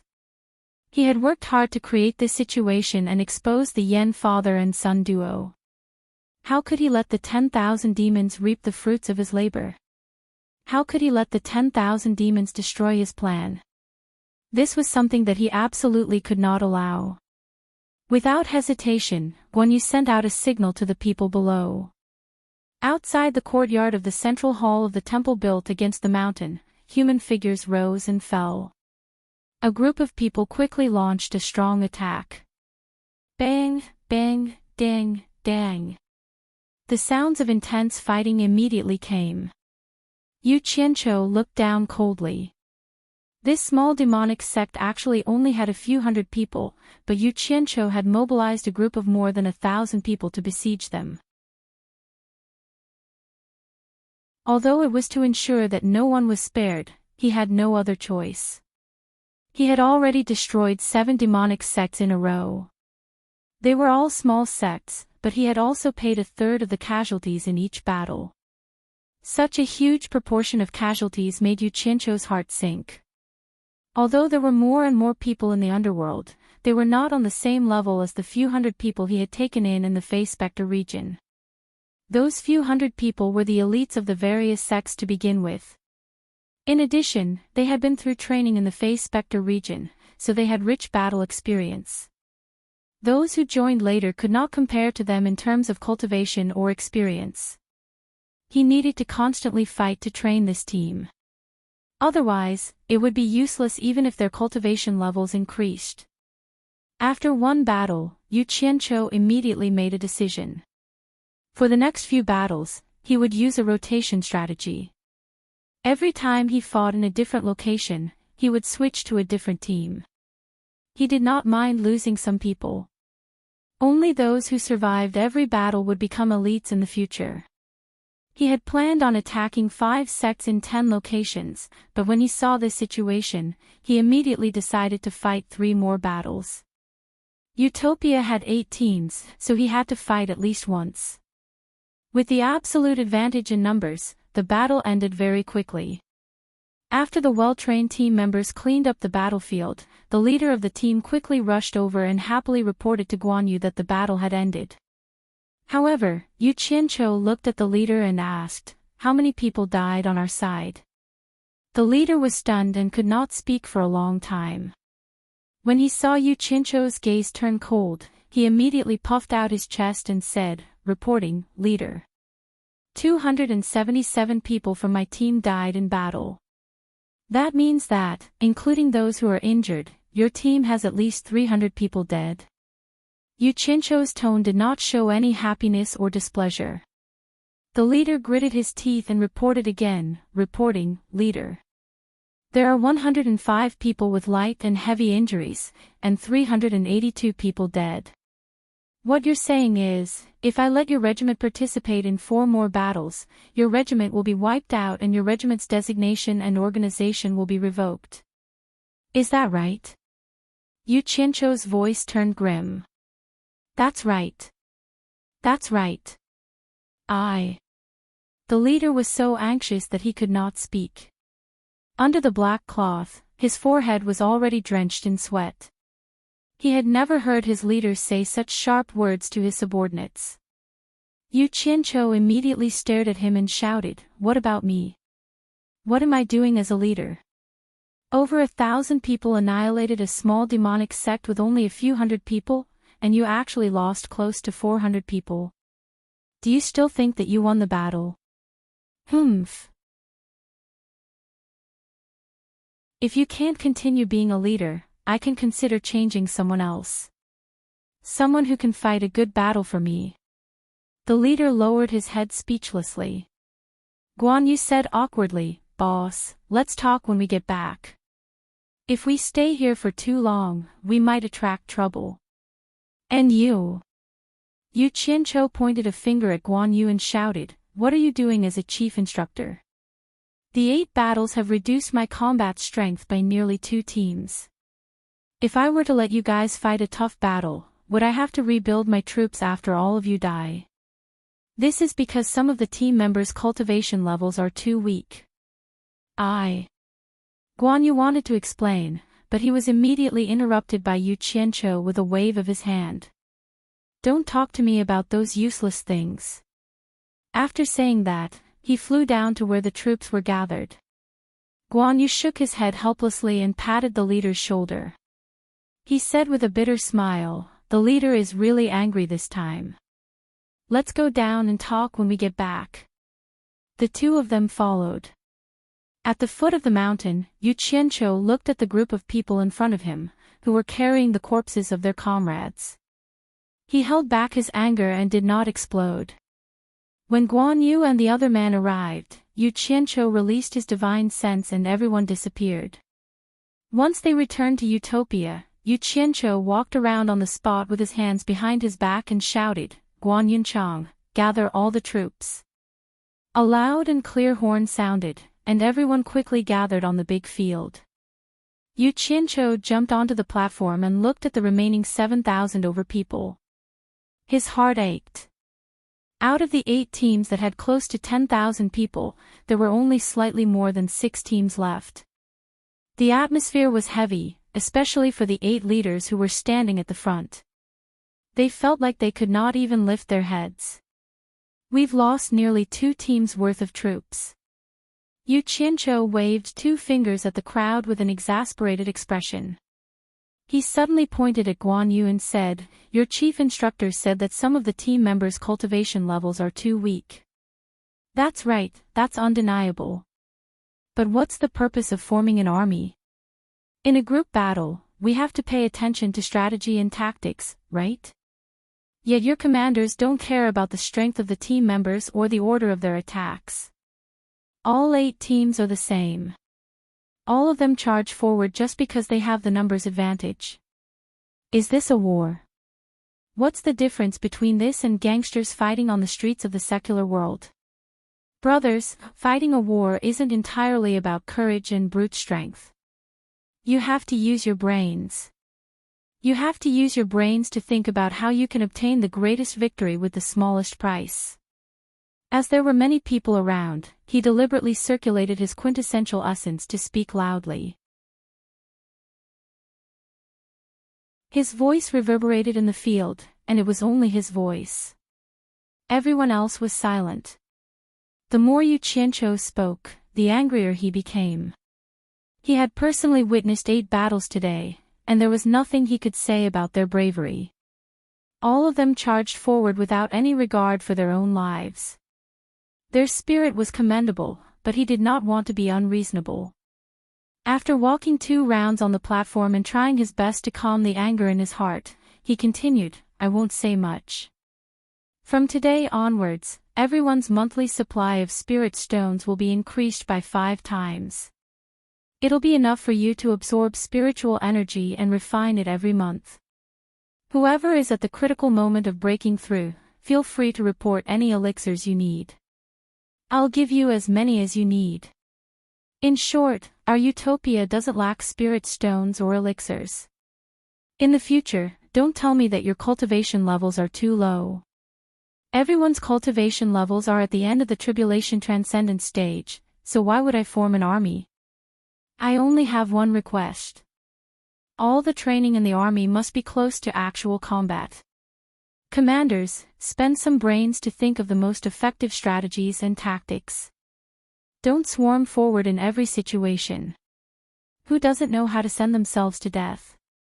Then what else do I need you to train? After saying that, he was about to get off the platform when he suddenly thought of something. He turned to look at the 8 regiment commanders and said to Guan Yu in a deep voice, "Yunchang, there are only 6 regiments here. We don't need 8 regiment commanders anymore. Immediately summarize the battle this time and merge the 8 regiments into 6 regiments. The regiment commanders of the 2 regiments with the worst performance will be removed and sent to the 2 best regiments to learn. If they learn well, they'll still have the chance to lead troops in the future. If they don't, the combat troops don't need such commanders. I don't want the lives of my subordinates to be messed around by such brainless commanders. If they can't do it, then they'll be Qin Feng's assistants."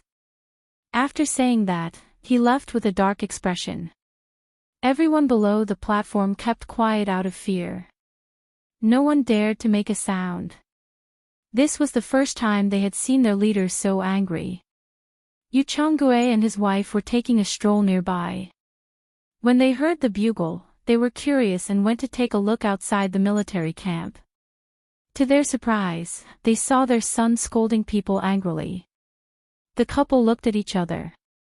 They had not expected their son to have such a side to him. It was a little scary. After he left, the thousands of people did not dare to move or make a sound.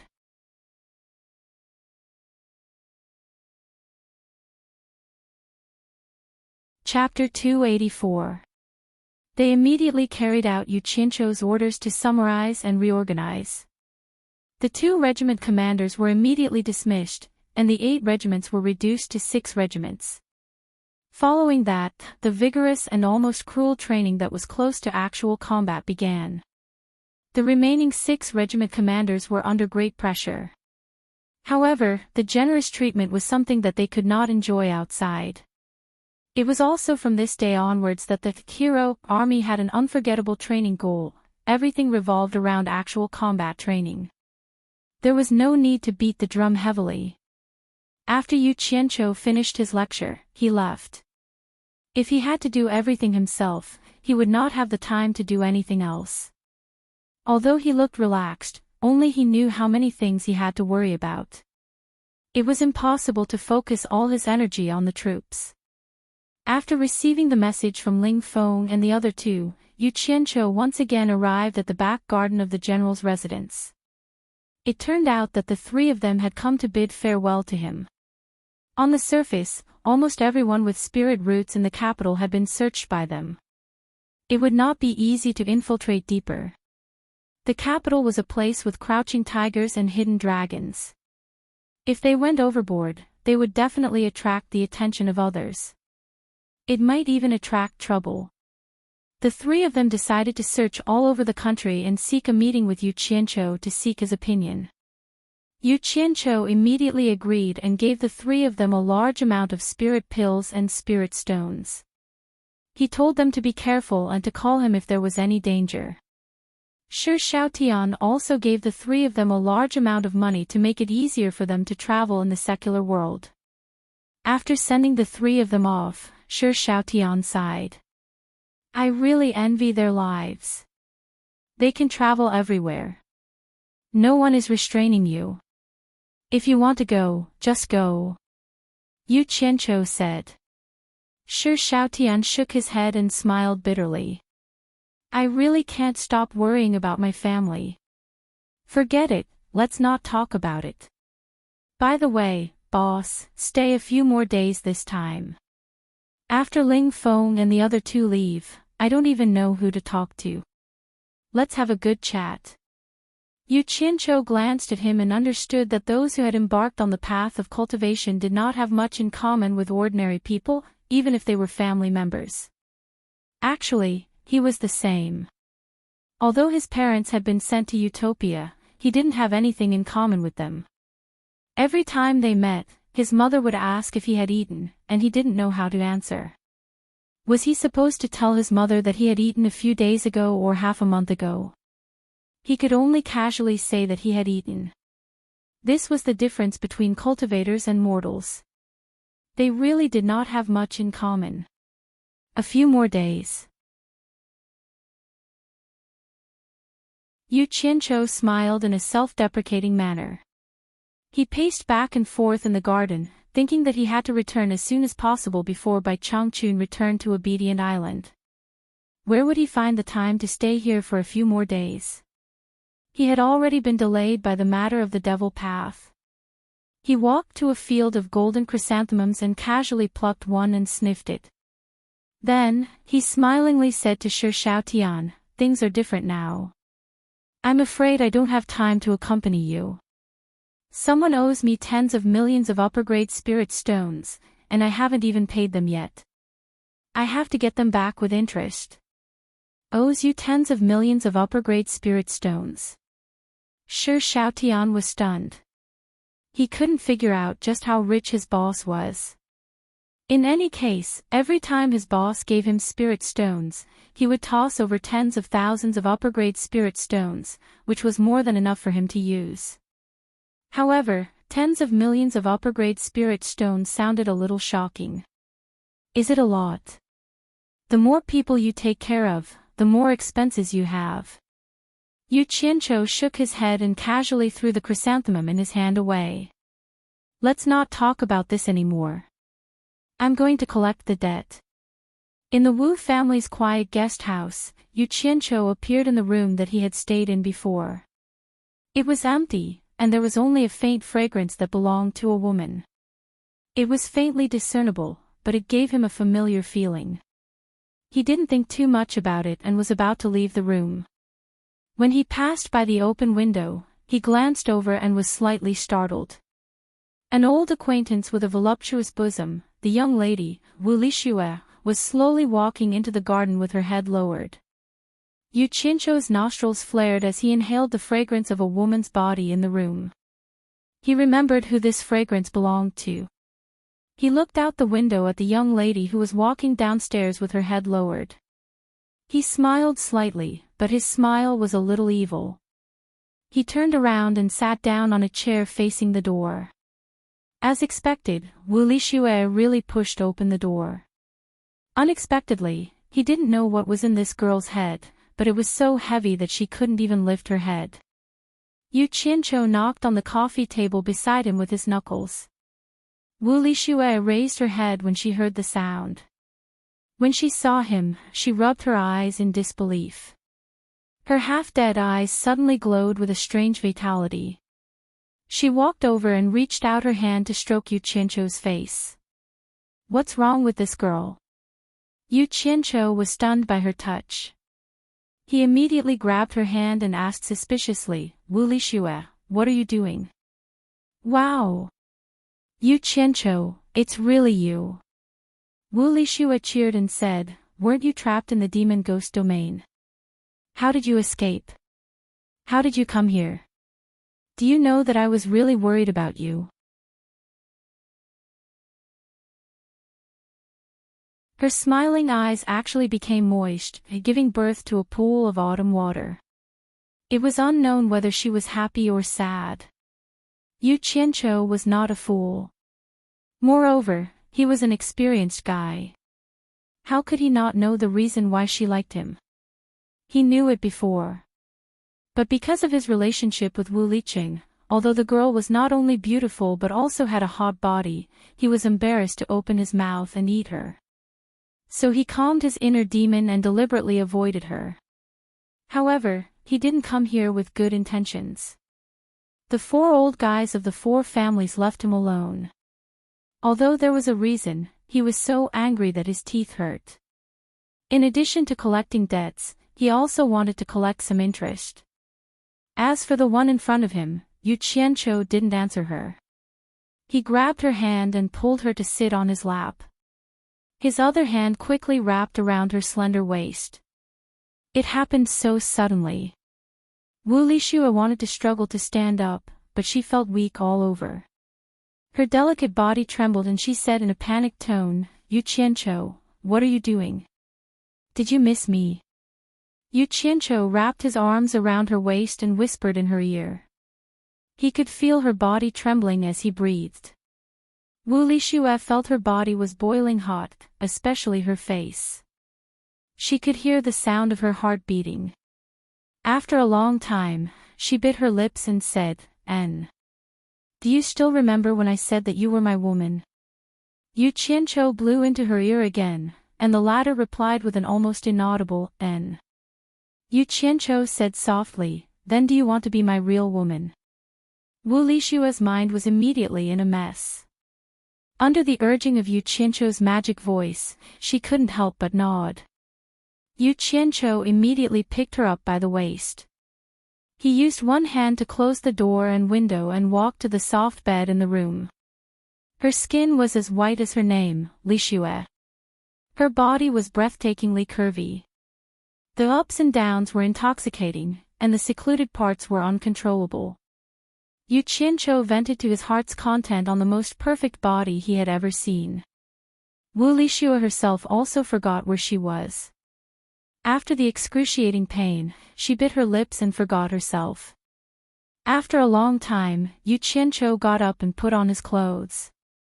He looked at the beauty who didn't dare to look at him because of shyness.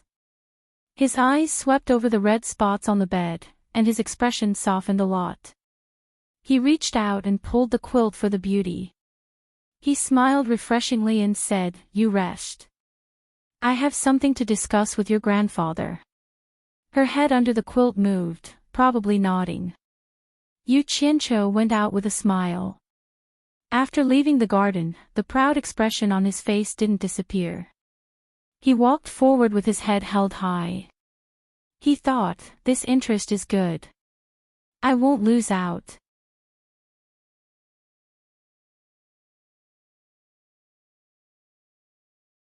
Chapter 285. Not long after, a Wu clan's disciple blocked the way. Yu Qianqiu was a famous person in the Wu clan. Everyone knew that he was the clan head's guest. Seeing that it was Yu Qianqiu, the disciple looked around and found it strange that there was no one accompanying him. He naturally didn't think that Yu Qianqiu had stolen it. He bowed and said, "So it is Mr. Yu.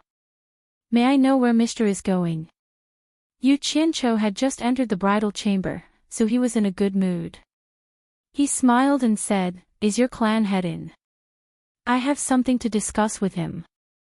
The disciple replied respectfully without any suspicion, "Clan head should be in the ancestral shrine. Mister, please follow me." After speaking, he led Yu Qianqiu to the ancestral shrine. After arriving, the disciple explained the purpose of his visit to the guard at the entrance. The guard immediately went in to report, and soon, Wu Sihai led a group of Wu clan's elders out. Seeing Yu Qianqiu, Wu Sihai's face was filled with disbelief. The group of elders looked at Wu Sihai suspiciously. At this moment, Yu Qianqiu had already withdrawn the smile on his face. His expression sank as he stared at Wu Sihai and said coldly, "Why? Does Senior Wu not recognize this one?" Even though he had just slept with his granddaughter, he still had to put on an act to vent his anger. Wu Sihai's face flashed with a trace of shame. Back then, he had kindly brought the heads of the 4 major clans to the Demon Ghost region and found the old ancestor. In the end, the 4 of them didn't dare to bear the old ancestor's anger and left Yu Qianqiu alone. There wasn't even a single person who pleaded for mercy. The 4 of them were ashamed on the way back and felt that they had let Yu Qianqiu down. They didn't expect him to return safely. Wu Sihai looked at the Wu clan's disciple and smiled. Yu Qianqiu is here. Come in quickly. This isn't a place to talk. After speaking, he pulled Yu Qianqiu inside. Only Wu Sihai and the Wu clan's elder council's elders were left in the ancestral hall. One of the elders questioned, Master, didn't you say that Yu Qianqiu was trapped by the great ancestor? Why is he here again? Could it be that what you said before was false? Yo! This tone doesn't sound right. Could it be that he was caught up in the fun? Yu Qianqiu looked at everyone and felt that the atmosphere was a little strange. Wu Sihai's attention shifted from him to the elder and he said in a deep voice, Everyone has seen the power of the spirit treasure. Apart from the great ancestor, who else would give the spirit treasure to the 4 clans? The elder said with a gloomy expression, I didn't say that the treasure wasn't given by the old ancestor, but I don't believe that the old ancestor would say that only your direct blood relative can inherit the Wu clan's clan head position. As soon as he finished speaking, the people behind him immediately echoed, That's right. It's impossible for the ancestor to say something like that. Would the clan head lie? Wu Sihai was also supported by a group of people behind him. Yu Qianqiu's eyes wandered between the 2 groups of people. He had a rough understanding of the situation. He reckoned that the people who opposed Wu Sihai's group were the people from the 4 major clans who advocated for the 4 clans to go their separate ways. It seemed that after Wu Sihai returned with the spirit treasure and relayed by Changchun's words, the other group of people refused to surrender. Master, it's not that I don't believe you, but this matter is of great importance. No one believes that the old ancestor would say such a thing. If you really want everyone to believe it, I'm afraid you have to verify it with the old ancestor. The elder said in a neutral tone. Wu Sihai's chest heaved up and down. He was a little annoyed and said, Wu Zhengang, the old ancestor instructed us not to disturb him. If you insist on going, I won't stop you. However, the consequences of offending the old ancestor will be very serious. Don't blame me for not telling you in advance. Hee hee. This is really strange. Someone laughed sinisterly and said, Why is this old ancestor saying things that are disadvantageous to us and beneficial to others? Moreover, he is the Bai clan's old ancestor and not our Wu clan's.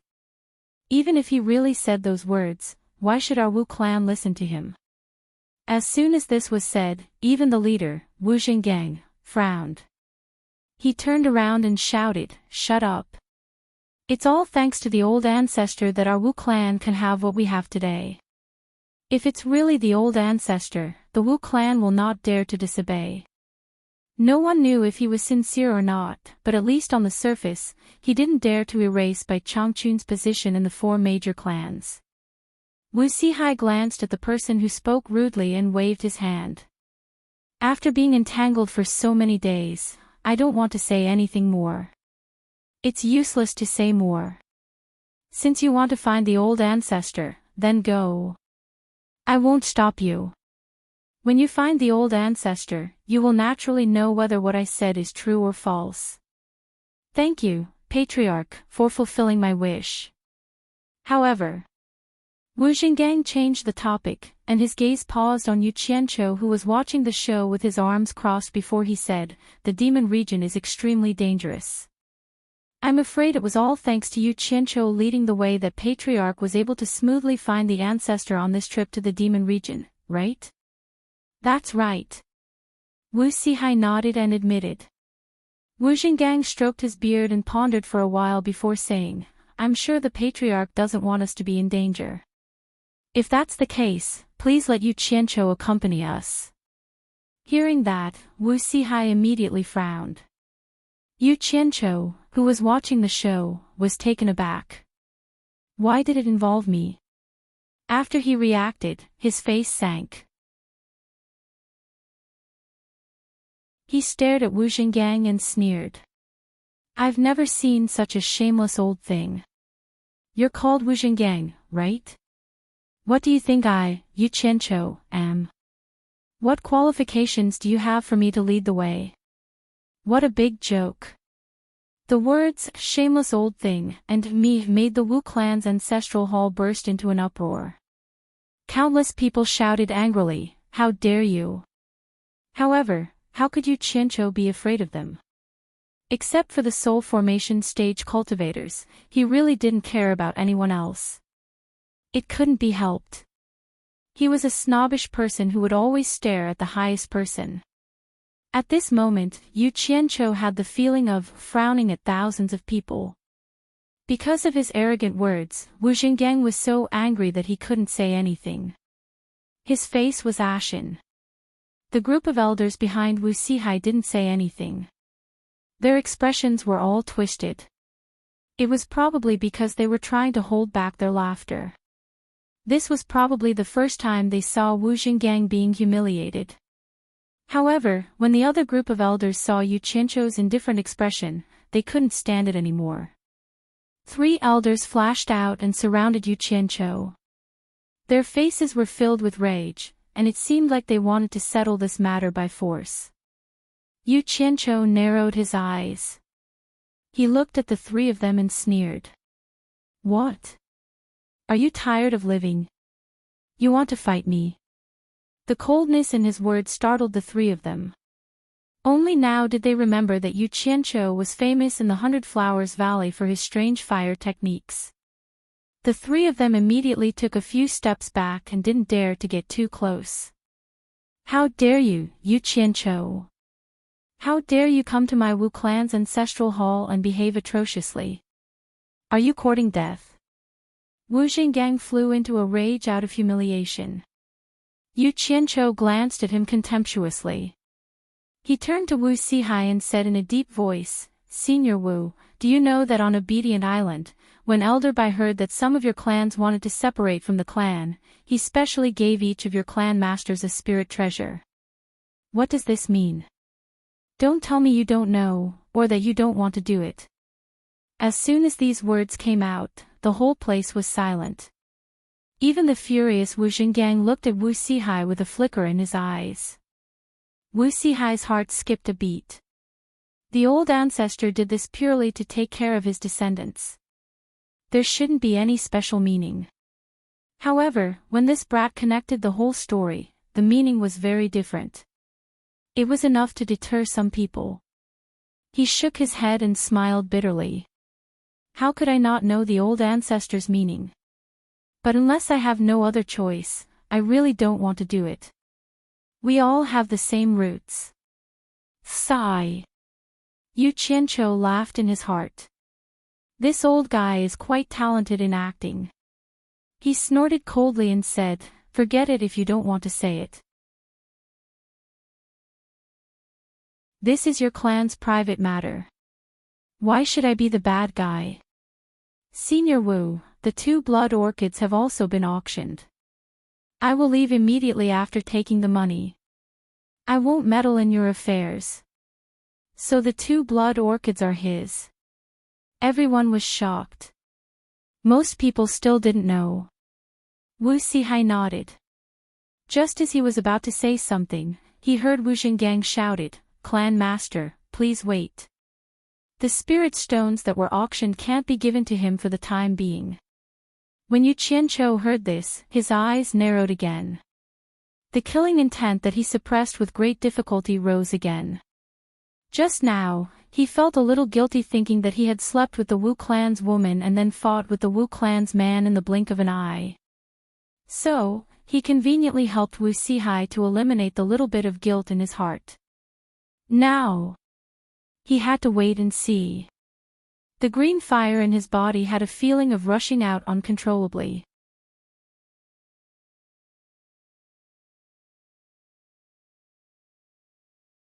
Chapter 286. Wu Sihai frowned and said, "Grand Elder, did you forget about our Wu clan's auction house's rules? Our Wu clan has never embezzled spirit stones from any seller." Not only the clan head, but even the elders behind Wu Xinggang frowned. The Wu clan relied on their auction house's reputation to have a foothold in the cultivation world. It didn't matter if the 4 major clans separated or not. Even if they did, they couldn't do anything that would damage the Wu clan's auction house's reputation. Otherwise, the Wu clan wouldn't be able to have a foothold in the cultivation world. Clan head has misunderstood. I only said that I can't give it to him for now. I didn't say I would embezzle it. Wu Zhengang stared at Yu Qianqiu and spoke in a deep voice, I am the Wu clan's elder council's grand elder. Right now, in this Wu clan's ancestral shrine, I, the grand elder, was actually insulted by an outsider in public. This isn't just a loss of my face, but the entire Wu clan's face. You have to apologize with sincerity, otherwise what? Yu Qianqiu's squinted eyes slowly opened. Otherwise, even if I let you go, my Wu clan's descendants won't let you go. Wu Zhenggang's words were no less than an order. The elders behind him spread out and stood in their positions, blocking any possible escape route for Yu Qianqiu. Yu Qianqiu surveyed the surroundings, but there was no expression on his face. He asked Wu Sihai, Old man, your Wu clan is truly reasonable. I have experienced it. After speaking, he looked at Wu Zhengang and asked, What kind of sincerity do you want me to show as an apology? Wu Zhengang raised his brows and revealed an ominous glint in his eyes. If you really have the intention to apologize, then leave behind an arm or a leg. I will let you take the spirit stones and leave the Wu clan. Otherwise, don't even think about leaving. Oh. So that's the case. Yu Qianqiu nodded and looked at Wu Sihai again. Old man, does his words represent the entire Wu clan's opinion? Wu Sihai frowned deeply. Although Wu Zhengang was making things difficult for him, his words were reasonable. Yu Qianqiu insulted him in front of everyone, not to mention it was in the Wu clan's ancestral shrine. Indeed, it was not only Wu Zhengang who lost face, but the entire clan. If they let Yu Qianqiu leave just like that, they wouldn't be able to answer to the entire family. However, Yu Qianqiu was not someone to be trifled with. No one knew how strong the power behind him was. Moreover, he was a benefactor of the four great clans. In a dilemma, Wu Sihai muttered, Yu Qianqiu, just bow and apologize to the great elder. He then turned to Wu Zhengang and sighed, Great elder, there are some things you don't understand. I'll talk to you in detail later. In short, just give me some face and don't haggle over every ounce. Wu Zhenggang's eyes flickered as he didn't know what Wu Sihai was talking about. However, Yu Qianqiu chuckled and said, There's nothing wrong with bowing and apologizing, but I, Yu Qianqiu, never have the habit of apologizing to people who took the initiative to cause trouble. Old man, I think you should just hand over the spirit stones to me. I will put up with it and leave after taking the spirit stones. I will give the Wu clan some face and not fuss over this matter. Just treat it as if nothing happened. Hee hee. Clan head, you heard it too. It's not that I don't want to give you face, but this kid doesn't know how to appreciate favors. Wu Zhengang immediately grasped the weakness he wanted and yelled out, Yu Qianqiu, you are a person who betrayed your sect twice. You are already a scum that everyone wants to punish. Today, my Wu clan will eradicate you on behalf of the cultivation world. Say it again. Yu Qianqiu burst out with a yell. The words of betraying the sect twice had made him very unhappy. Perhaps it had touched his reverse scale. Suddenly, two balls of green flames appeared in his glaring eyes, and a demonic green light burst out from his eye sockets. Such a strange phenomenon immediately shocked everyone, and Wu Zhengang, who was looking at him, was even more astonished. However, he immediately reacted as he was the grand elder, so how could he be frightened by a strange phenomenon? He immediately retorted, Say it again 10 times. Yu Qianqiu is still a scum of the cultivation world who betrayed his sect twice. You are courting death. Yu Qianqiu let out a muffled groan, and when he lifted his hand, there was a small wisp of green flame burning on one of his fingers.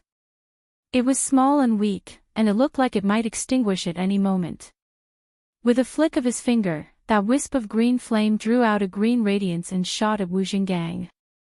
Wu Jinggang was disdainful, and with a wave of his hand, a gust of wind blew the green flame to the side. Between the two of them, one was in the middle stage of the crossing calamity stage, and the other was in the middle stage of the core formation stage. The difference in cultivation between the two was too large, or else Yu Qianzhou's green flame wouldn't have been so easily blown away. However, what made people feel strange was that the small wisp of green flame wasn't extinguished by Wu Jingang's gust of wind. After it fell to the feet of the person beside him, it still stuck to the ground and burned, as if it didn't cause any harm. Yu Qianzhou looked at it from the side, and his eyebrows slightly raised. With a wang sound, that wisp of green flame instantly expanded countless times, and the green radiance flourished. A ball of green flame suddenly appeared, and immediately enveloped the person standing in front of it. Wu Jinggang and the people behind him were shocked, and wanted to extinguish that ball of green flame to save the person, but in that instant, the frighteningly high temperature immediately forced the group of people to move away, let alone save the person. Ah! Before even half a scream, the person in the fire immediately withered on the ground and turned into ashes. The temperature in the main hall rose sharply as the ball of green flame rose in the middle. It was frighteningly high, unimaginably high. Everyone in the Wu clan retreated to the side of the main hall, but they still felt that it was unbearable, and even breathing was difficult. The entire main hall of the ancestral shrine was illuminated by the green flame. Yu Qianzhou walked to the front of the green flame, and gently felt the flame brushing against his fingers. He expressionlessly looked around at the shocked faces around him. In the main hall of the Ghost King and the Demon Ghost Domain, Wu Sihai, who had personally experienced the power of Yu Qianzhou's red flame, suddenly narrowed his eyes. This ball of green flame was obviously much more powerful than the red flame. Fortunately, when the ancestral shrine hall was built, it was made of stone in order to prevent fire. Otherwise, it would have been on fire long ago. But the wooden ancestral tablets, tables and chairs that were enshrined in the main hall were already on fire. Bai Changchun's portrait had already turned into ashes. After a while, the stone ancestral shrine hall had already exploded. The surrounding walls were turning black, and then cracked and began to peel off layer by layer. Wu Sihai looked around and shouted anxiously, "Yu Qianzhou, quickly stop. Even if you don't care about this old man's face, you should care about Li Qing's face. This is the Wu clan's ancestral shrine. Wu Liqing." Yu Qianzhou muttered in a low voice. His brows furrowed slightly. He wasn't really thinking about Wu Liqing, but he was thinking about the dark red spots left on the bed after he and Wu Lixue had intercourse. A silly woman who gave her first time to him, even if she was really silly, he couldn't destroy her family's ancestral shrine in a blink of an eye. If he really did that, how could he feel at ease in his heart? The hand that was gently caressing the green flame turned into an upside-down claw, and the raging green flame was sucked clean into the palm in the blink of an eye. Yu Qianzhou secretly shook his head. Sometimes, he was still too soft-hearted. The green light in the main hall disappeared, and the surrounding walls turned black as if they were roasted by fire. However, they were indeed roasted by fire. Yu Qianzhou, how dare you destroy my Wu clan's ancestral shrine? Come on. All the disciples of my Wu clan swear to kill this scum. Wu Jinggang shouted and took the lead to release a flying sword, which whistled towards Yu Qianzhou.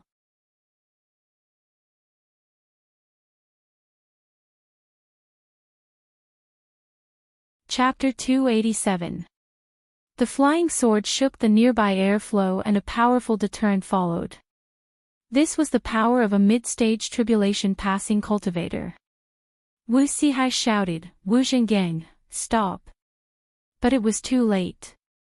Yu Qianzhou didn't have time to think too much. The speed and power of his opponent's attack were extremely shocking, so he didn't have time to think too much. With just a thought, the flying sword had already arrived in front of him with a terrifying aura. Ah! Yu Qianqiu let out a furious roar. In an instant, endless flames burst out of his body in the form of an explosion. They were azure flames. With his temper, he couldn't help but be angry. He listened to Wu Sihai and put away the green flame, but Wu Zhengang took the opportunity to attack. How could he swallow this anger? The green flames rushed over, and the surrounding people were shocked. Their gazes quickly swept across the surroundings, and they felt as though there was no way to escape. Everyone had experienced the power of the green flame before. An early-stage tribulation passing elder was burned to ashes in an instant. How could they dare to let it touch them? In desperation, the group of people directly swung their swords at the wall behind them. They broke a hole in the wall. Wu Zhengang didn't have a sword in his hand, but his cultivation was profound. With a backhand palm, a thick stone wall was blown away. His body followed the palm force and flashed out. Yu Qianqiu, who had released the fire, was even more shocked. He thought that the green flame would be able to melt the flying sword. He didn't expect that although the opponent's sword showed signs of melting, it was enough to take his life before it melted. The time he wasted due to his misjudgment made it too late for him to dodge. Inside the storage pouch, a series of cold lights flew out like lightning. With almost zero error, they collided with the flying sword one after another. The almost indiscernible sound was produced by the continuous attacks of nearly 20 flying swords. Only then did the other party's flying swords' offensive was stopped. Without hesitation, Yu Qianqiu waved his hand and condensed a tornado-like green flame. He stood in a sea of fire and used the flames to wrap around the flying sword, burning it at the highest temperature. As long as the flying sword was not destroyed, it was possible for the other party to attack from a distance. If the flying sword of a middle-stage tribulation passing cultivator attacked him continuously, he would not be able to withstand it. The walls of the Wu clan's ancestral shrines suddenly had a circle of holes. A person flashed out from each hole, and behind each person was a cyan fire dragon. Looking from the sky, the Wu clan's ancestral hall had turned into a multi-legged crab. The elders who escaped from the house stood far away, their expressions uncertain. They never thought that more than 40 crossing tribulation stage elders would be forced to flee by a young man in the core formation stage. In fact, they were still considered lucky. A few disciples who were guarding the entrance of the ancestral shrine didn't know what was going on and didn't have time to escape. They were instantly engulfed by the raging flames and didn't even have time to scream. Although it seemed slow, it was actually very fast. From the moment Wu Zhengang made his move until now, only a few blinks of an eye had passed. After Wu Zhengang steadied himself, he grimaced in anger. He wanted to summon his flying sword to continue attacking, but his expression changed. He discovered that he had just lost contact with his flying sword. The flying sword was destroyed. This was impossible. Wu Zhengang looked at the cyan flames that had already engulfed the ancestral shrine in disbelief. As the great elder of the Wu clan's elder council, the flying sword he used was a middle-tier magic treasure. How could it be destroyed in an instant? Even a late-stage tribulation passing cultivator would need some effort to destroy it. Could it be that this cyan flame was so terrifying? Wu Zhenggang's pupils shrank as he looked at the burning flame. He didn't believe that Yu Qianqiu could destroy his flying sword with his cultivation. The only possibility was this strange cyan flame. Wu Zhengang, you are in big trouble. Wu Sihai, who was dozens of meters away, roared at him. Wu Sihai had always believed that there was a mysterious and powerful force behind Yu Qianqiu. This time, he offended Yu Qianqiu, and he didn't know what kind of revenge he would receive. He is just a rogue cultivator without anyone to rely on. Why should we be afraid of him? Wu Zhengang replied loudly. He was feeling heartache for his flying sword. Furthermore, he didn't think that there would be any consequences after offending Yu Qianqiu. He immediately waved his hand and yelled, "Everyone, surround this scum that destroyed our Wu clan's ancestral shrine. I don't believe that he will hide in the fire forever. Some of the elders who would listen to his orders immediately flew to all directions of the ancestral shrine. The azure flames soared into the sky and became the most eye-catching place in the entire Wu clan. The Wu clan's clansmen flew over one after another and gathered around in confusion. Those who were able to talk to the elders were all asking what was happening. Wu Liqing asked his grandfather, and when he found out that the culprit was Yu Qianqiu, he was a little dumbfounded. He muttered to himself, "How could this be? How is this possible? Why would brother Yu destroy our Wu clan's ancestral shrine?" Wu Sihai glared at Wu Zhengang and said in a bad mood, "Isn't it because someone forced him to?" On the bustling Hat Island, there were taverns, tea-houses, and shops in great numbers. There were people coming and going on the streets. Suddenly, someone shouted, "Quickly look, what happened to the Wu clan?" Everyone looked over and saw a cyan light soaring into the sky from the Wu clan's direction. No one knew what was going on. Without anyone asking, as long as they had the ability to fly, they all jumped onto the roofs on both sides of the street to watch.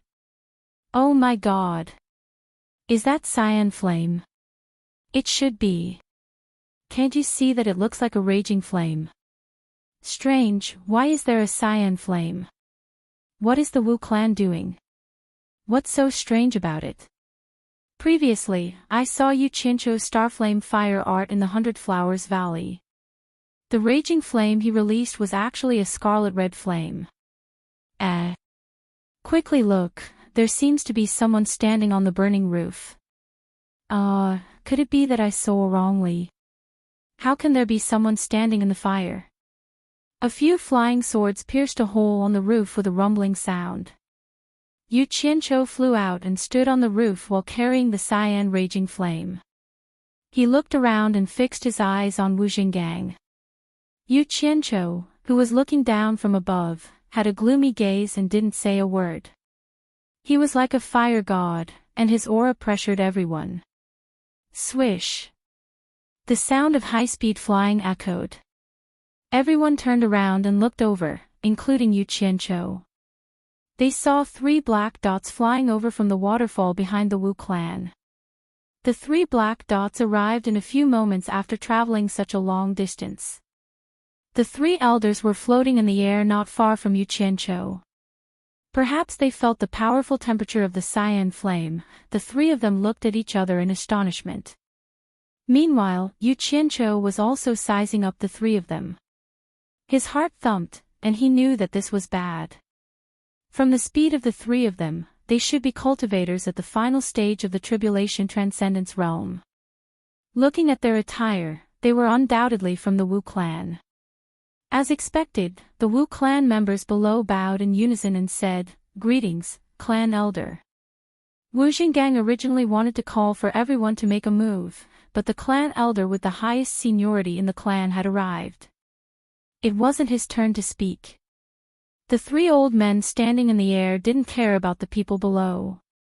The elder in the middle frowned and said, "Young man, who are you? Why are you burning our Wu clan's ancestral hall?" In this era, a clan's ancestral hall was the most sacred place of the clan. Destroying the ancestral hall was equivalent to making everyone in the clan an enemy. Yu Qianqiu knew that he wouldn't be able to gain the upper hand this time. 3 cultivators at the final stage of the Tribulation Transcendence realm came at once. Compared to a cultivator at the middle stage of the Tribulation Transcendence realm, the difference was like heaven and earth. Although the cyan flame was powerful, it was impossible for him to control the cyan flame with his current cultivation. Perhaps he could try when he reached the original infant stage, but if he tried now, he would be courting death. Yu Qianqiu didn't answer the elder's question. His gaze slowly shifted to Wu Zhengang again. He coldly humphed and said, "Wu Zhengang, you've gone too far." Then he looked around and coldly said, "Your Wu clan is ungrateful. You've gone too far. You actually wanted to steal the spirit stones I auctioned and even wanted to kill me to silence me. Hee hee. Very good, very good. Remember what happened today. How much you have stolen from me today, I will make you spit it out 10 times or even 100 times more in the future. As for you, Wu Zhengang, your head is temporarily on your neck. Wait for me to take it. Hee hee. I, Yu Qianzhou, will make my words clear today. Everyone, just wait and see.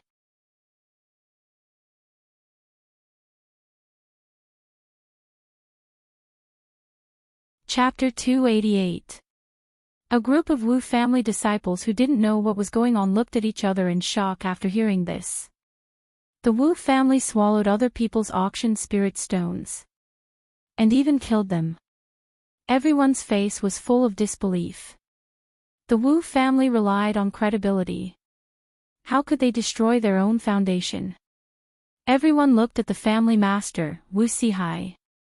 Under everyone's gaze, Wu Sihai was quite ashamed, and he didn't know what to say for a while. Because only he understood what Yu Qianzhou meant by being ungrateful. They took the risk to bring him to the demon domain to find the old ancestor, but he left them behind. This was already ungrateful. Now he wanted to kill them.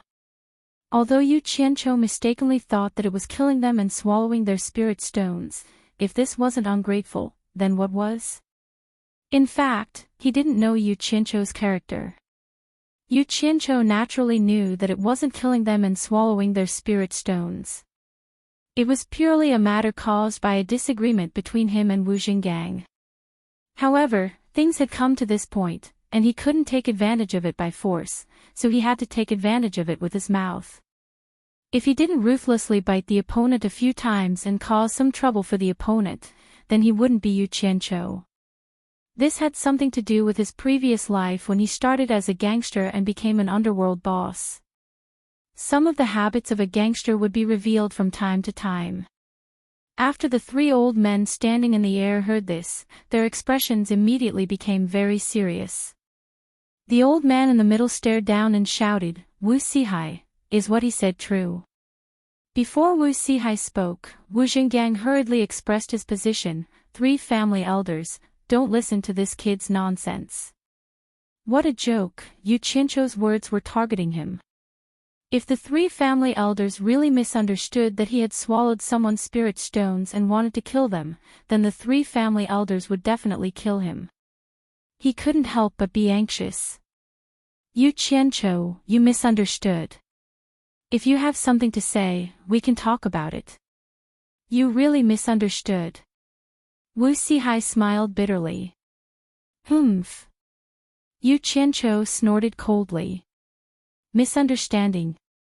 If I didn't have some skills, Wu Zhenggang's sword would have killed me. At that time, I'm afraid I won't be able to hear you misunderstand again. Today's enmity has been sown, and there will be plenty of time in the future to settle it slowly. I hope your Wu clan can play with me. Humph. Goodbye, I won't be accompanying you any longer. With that said, he directly fell through the hole in the roof. Young man, it's not too late to leave after clarifying the situation. The old man in the middle of the sky shouted in a deep voice.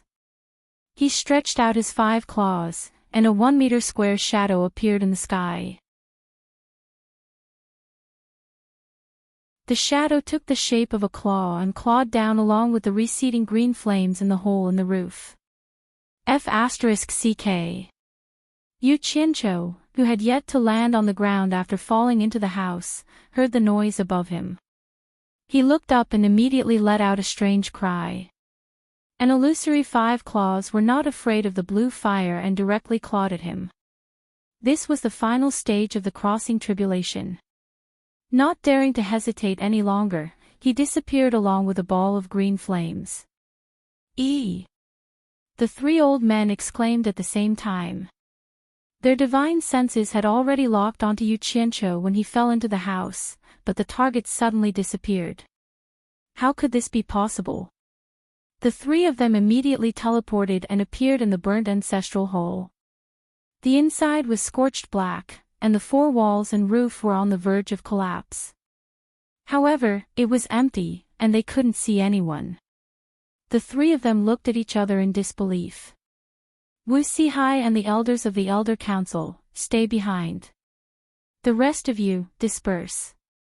A voice came from the ancestral hall that was on the verge of collapse, and the three clan elders walked out with gloomy expressions.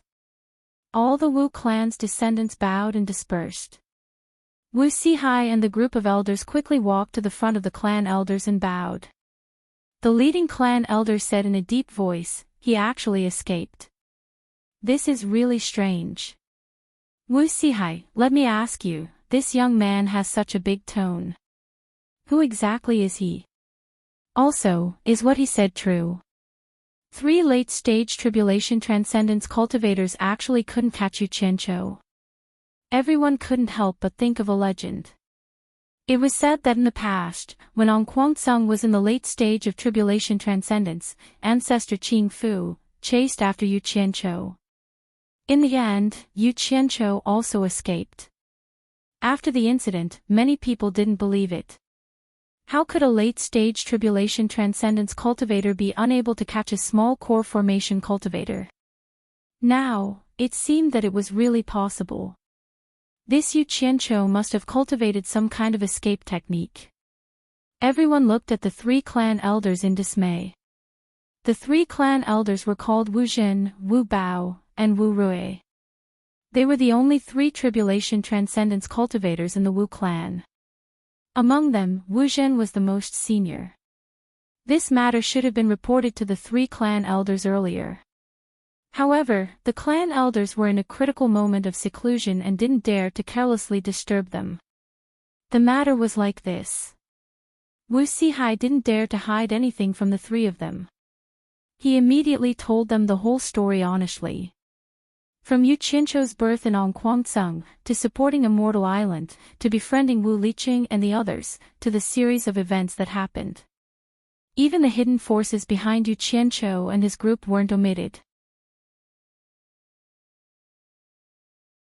Especially when he learned about Bai Changchun's information and how he brought the four major clans' patriarchs to the Demon Ghost region to find Bai Changchun, he respectfully narrated everything. Finally, the incident that happened in the Wu clan's ancestral hall was described in great detail. Everyone's heart was pounding. Oh my God! How did we provoke such a person? Meanwhile, Wu Jingang's face had already turned green. It would be strange if he didn't regret it. When he recalled that the other party wanted to take his head, he was extremely regretful. Ancestor is actually still in this world. Ancestor's cultivation has already reached the soul formation stage. Ancestor is actually the ruler of the Demon Ghost region. Unbelievable. It's simply unbelievable. The three clan elders were indescribably excited and spoke incoherently. For the three of them, their cultivation was about to face an insurmountable bottleneck. If they couldn't cross it, they would die of old age. Now that there was an ancestor who had crossed that bottleneck, they could ask for guidance. The three of them were instantly filled with confidence. We should immediately pay our respects to ancestor. Wu Rui said excitedly. Wu Bao also nodded excitedly, but Wu Jin calmed down and asked with a frown, "Sihai, are you saying that ancestor doesn't want us to look for him again?" Wu Sihai nodded and took out the spiritual treasure sword from his storage bag. He held it with both hands and said, "I don't dare to hide it from the three clan elders. It is precisely because many people in the four clans want to set up their own clans, and the one who set up the rule of mutual support was Ancestor. After learning from Yu Qianqiu that Ancestor is still in this world, I spent a lot of effort to ask Yu Qianqiu to take the four of us to the Demon Ghost region to meet Ancestor and ask him for his opinion. When he learned that our descendants had disobeyed his original intention, he was extremely angry. However, he did not want to meddle in the affairs of the world anymore, so he bestowed 4 low-level flying swords to the 4 heads of our families, and asked us to deal with the disciples who wanted to split the 4 families. He also told us not to disturb him again, or else he wouldn't let us off easily. Wu Sihai was able to sit on the position of Wu Clan's clan master, so he was naturally not a simple character. He used the ancestor as a gimmick to say what he wanted to say. In fact, after the four of them met Bai Changchun, they didn't say much, and Bai Changchun didn't want to talk nonsense with them. This was just what the four clan masters had discussed on the way back. This is the legendary spiritual treasure. Wu Zhen reached out to grab it in surprise, but then he paused and asked, since ancestors' spiritual treasure is given to the clan master, it is not appropriate for others to treat it lightly. Sihai.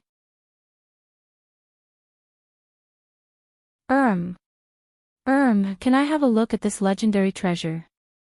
Wu Sihai immediately raised the sword in his hand to receive it. Wu Zhen looked at the two people beside him and laughed, then I will be thick-skinned and take a look at the spiritual treasure given by ancestor. As he spoke, his expression became solemn. He took the sword with both hands and examined it carefully for a while. Then he held the hilt with one hand and slowly pulled it out. The treasured sword, which was as clear as the autumn waters, emitted a pleasant sound as it was pulled out. Good sword. Wu Bao, Wu Rui, and Wu Zhen praised. The other elders had already seen Wu Sihai use it. Although they weren't very surprised, they couldn't help but be amazed. After seeing it, Wu Zhen injected his divine sense to examine it. Suddenly, he frowned and looked at Wu Sihai suspiciously. Is this really a spiritual treasure? Why do I feel that it only has the power of a middle-grade magic treasure?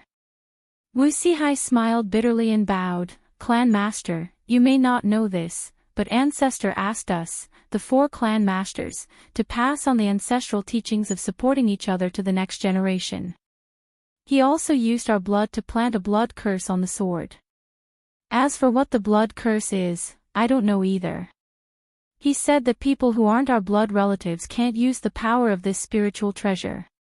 He wanted us to pass the spiritual treasure and the position of clan master to our blood relatives. Sigh. It's really hard for me to say this. Bai Changchun might have meant that at that time, but he definitely didn't say such straightforward words. Wu Sihai could be said to have used Bai Changchun greatly. As soon as Wu Sihai said this, Wu Zhengang and some people's expressions changed. They opened their mouths to speak but didn't dare to. Wu Bao, one of the clan masters, also frowned deeply. Wu Zhen and Wu Rui exchanged glances. Wu Zhen put the sword back into the scabbard and said, since ancestor said this, you're just telling the truth. There's nothing hard to say. Wu Sihai, I wonder if I can have a look at this spiritual treasure. Wu Bao asked. Wu Sihai immediately said respectfully, Clan Master, please feel free to have a look. Wu Zhen expressionlessly handed the sword to Wu Bao. Wu Bao pulled out the sword and fiddled with it for a long time. He frowned and said, this sword is really a spiritual treasure. This is clearly a middle-grade magic treasure. Wu Sihai, did you remember ancestors' words correctly? Blood curse. This is the first time I've heard of it. Why don't you show us this spiritual treasure? Yes, Clan Master. Wu Sihai received the sword with a solemn expression. As soon as he inserted his divine sense into the sword after pulling it out, the sword let out a light dragon's roar. A circle of light rippled on the clear body of the sword. Then, a majestic murderous aura rose. The surrounding people felt their hearts and minds ripple. The murderous aura made it hard for them to breathe. Even Wu Zhen and the other two felt uneasy, as if they wanted to surrender to this sword. The sword already had such an aura before it even moved. What would happen if it was really used? Quickly put the sword away. Seeing that Wu Sihai had already raised the sword and was looking for a target to test it on, and that the light on the sword was getting brighter, Wu Zhen hurriedly stopped him. Wu Sihai was stunned. He did as he was told and put the sword away. I'm afraid it'll attract trouble if outsiders see it. There's no need to test it. This sword is undoubtedly a spiritual treasure. Just this aura alone is incomparable to a top-grade magic treasure. Wu Zhen looked at Wu Bao in admiration. The latter frowned and nodded. It's a magic treasure in our hands, but it's a spiritual treasure in your hands. The great ancestor is indeed powerful. He can actually cast a magical spell like the blood curse. Of course. How can the great ancestor be compared to ordinary people? Wu Rui laughed. Wu Zhen said with a little regret, "Sihai, what did the great ancestor say? Can you repeat it in detail? Can't we even pay our respects to him?" Wu Sihai put the sword back into his storage pouch and said respectfully, "Before the four of us left, the ancestor's original words were like this: there is no such thing as an everlasting clan in this world. This is the only thing I can do. You guys better understand it yourselves. All right. Go back. No matter what happens in the future, don't come looking for me again. Otherwise, I won't let you off easily." What he said was exactly what he said. He didn't edit or embellish anything. The three of them pondered over the meaning in his words. They looked at each other and felt that it was a pity. Wu Sihai glanced at Wu Zhengang and said, "Three elders, if we can find someone to help us, maybe we can ask for a chance to meet the great ancestor." "Who?" the three of them asked in unison. "It's Yu Qianqiu who was forced to leave by us just now." Wu Sihai saw that the three of them didn't understand, so he immediately explained, "When we met the great ancestor, he was the one who found Ghost General Meng Yan and Demon King Aoli to bring us there. After meeting the great ancestor, Yu Qianqiu and the great ancestor got along very well. He wanted to leave with us but was forcefully detained by the great ancestor.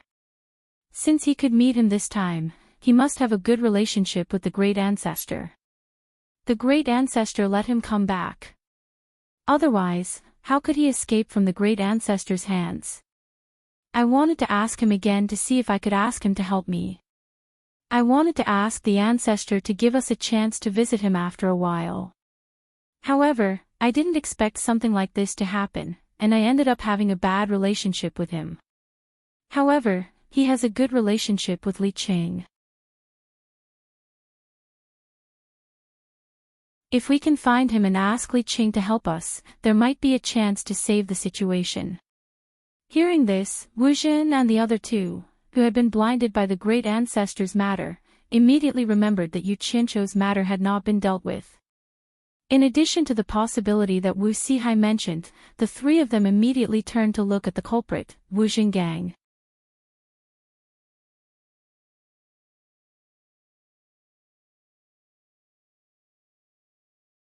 Chapter 289. The three elders, Wu Zhen and Wu Rui, were the ones who adhered to the ancestral teachings.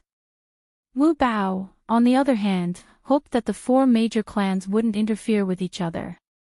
In the end, it was a struggle for benefits. Regardless of who was right or wrong, the conservatives still had the advantage in numbers. Facing the three elders' furious eyes, Wu Zhengang panicked and retorted to Wu Sihai, "Clan head, since Yu Qianqiu has such a background, why didn't you tell me earlier? If I knew, this wouldn't have happened." Wu Sihai shook his head and sighed, "I already told you before. There are some things you aren't clear about. I will discuss it with you in detail later, but you just wouldn't listen and insisted, today. Why didn't you tell the elder council about Yu Qianqiu?" Wu Zhengang was a little anxious. "Do you really want me to say it so clearly?" Wu Sihai stared at him and spoke without any expression. The rule of the four major clans supporting each other was set by the old ancestor. However, a group of people led by Yu wanted the Wu clan to establish their own clan. If someone knew that the old ancestor is still alive, I'm afraid someone would think of a way to stop me from meeting the old ancestor. The meaning behind these words couldn't be any clearer. It was to prevent Wu Zhenggang's group from causing trouble. Wu Zhengang repeated, "You," a few times and was so angry that he couldn't speak. The atmosphere was a little awkward as the clan head and grand elder started to argue in front of everyone. Wu Bao, who was frowning, suddenly spoke, "Since the old ancestor has instructed again, from today onwards, the Wu clan must not have any thoughts of separating from the 4 major clans. Wu Zhengang, do you remember this? Wu Zhen and Wu Rui exchanged glances. They both understood that Wu Bao was the one supporting Wu Zhengang from behind. Otherwise, how would an elder dare to go against the clan head? The matter that was supposed to be investigated was easily resolved by Wu Bao's words. Wu Zhengang was saved. Wu Zhengang naturally understood and had a joyful expression. He bowed and said, "Zhengang understands. Alright, let's not talk about it anymore. However, some things still need to be salvaged." Wu Zhen's gaze landed on the ruined Wu clan's ancestral hall. He frowned and said, "See Hai, find Yu Qianqiu as soon as possible. Return the spirit stones that were auctioned to him. Our Wu clan can't afford to kill him for embezzling the spirit stones. After we find Yu Qianqiu, whoever offended him will have to make amends." Wu Zhengang bowed and said, "Clan elder, the ancestral shrine was destroyed, and an elder and a few disciples were killed. Yu Qianqiu should be the one apologizing. Do you have the ability to get him to apologize to my Wu clan?" Wu Zhen coldly spat out these words and flew away. Wu Rui also let out a sneer and flew away. The meaning behind his words was obvious. "Even we can't catch him, so how can you?" Wu Bao frowned and said, "Wu Zhengang, the Wu clan has a clan head. Everything will be done according to the clan head's wishes." After saying that, he also left. Wu Zhengang was stunned. Wu Sihai took a glance at him and immediately made some arrangements. After that, they went back to their respective places. Wu Lixue, who was lying on the couch in the quiet guest house, also noticed the green phenomenon in the sky outside the window. With her temper, she should have gone to watch the show. However, she noticed that some places were destroyed by Yu Qianqiu, and it was inconvenient for her to move around. When she saw that something happened in the direction of the ancestral shrine, she immediately thought that Yu Qianqiu went to look for her grandfather. In addition, she waited for a long time, but he didn't come back. She was a little anxious. Due to her body condition, it wasn't convenient for her to meet people. Thus, she clenched her teeth and sneaked back home to inquire about the news. Wu Sihai and the rest of the clan were all there, and they were still talking about Yu Qianqiu. Wu Sihai was a little worried. He didn't know how Yu Qianqiu would take revenge on the Wu clan. In any case, he had left behind some harsh words. As the Wu clan head, he had to be responsible for the clan. He didn't know where Yu Qianqiu went. He sent people to look for him, but they couldn't find him. It was as if he really disappeared from the Wu clan's territory. This incident confirmed his judgment again. Yu Qianqiu would be a source of trouble no matter where he went. It was very likely that something would happen if he was around. Actually, after interacting with him, he felt that Yu Qianqiu wasn't a bad person. He was easy to talk to when he was good, but as long as there was something that made him unhappy, he could turn a small matter into a big matter. Whether he was in the right or not, it seemed that he was always in the right in the end. After thinking for a long time, Wu Sihai, who was sitting in the middle of the main hall, suddenly sighed and said, "Amazing, really amazing.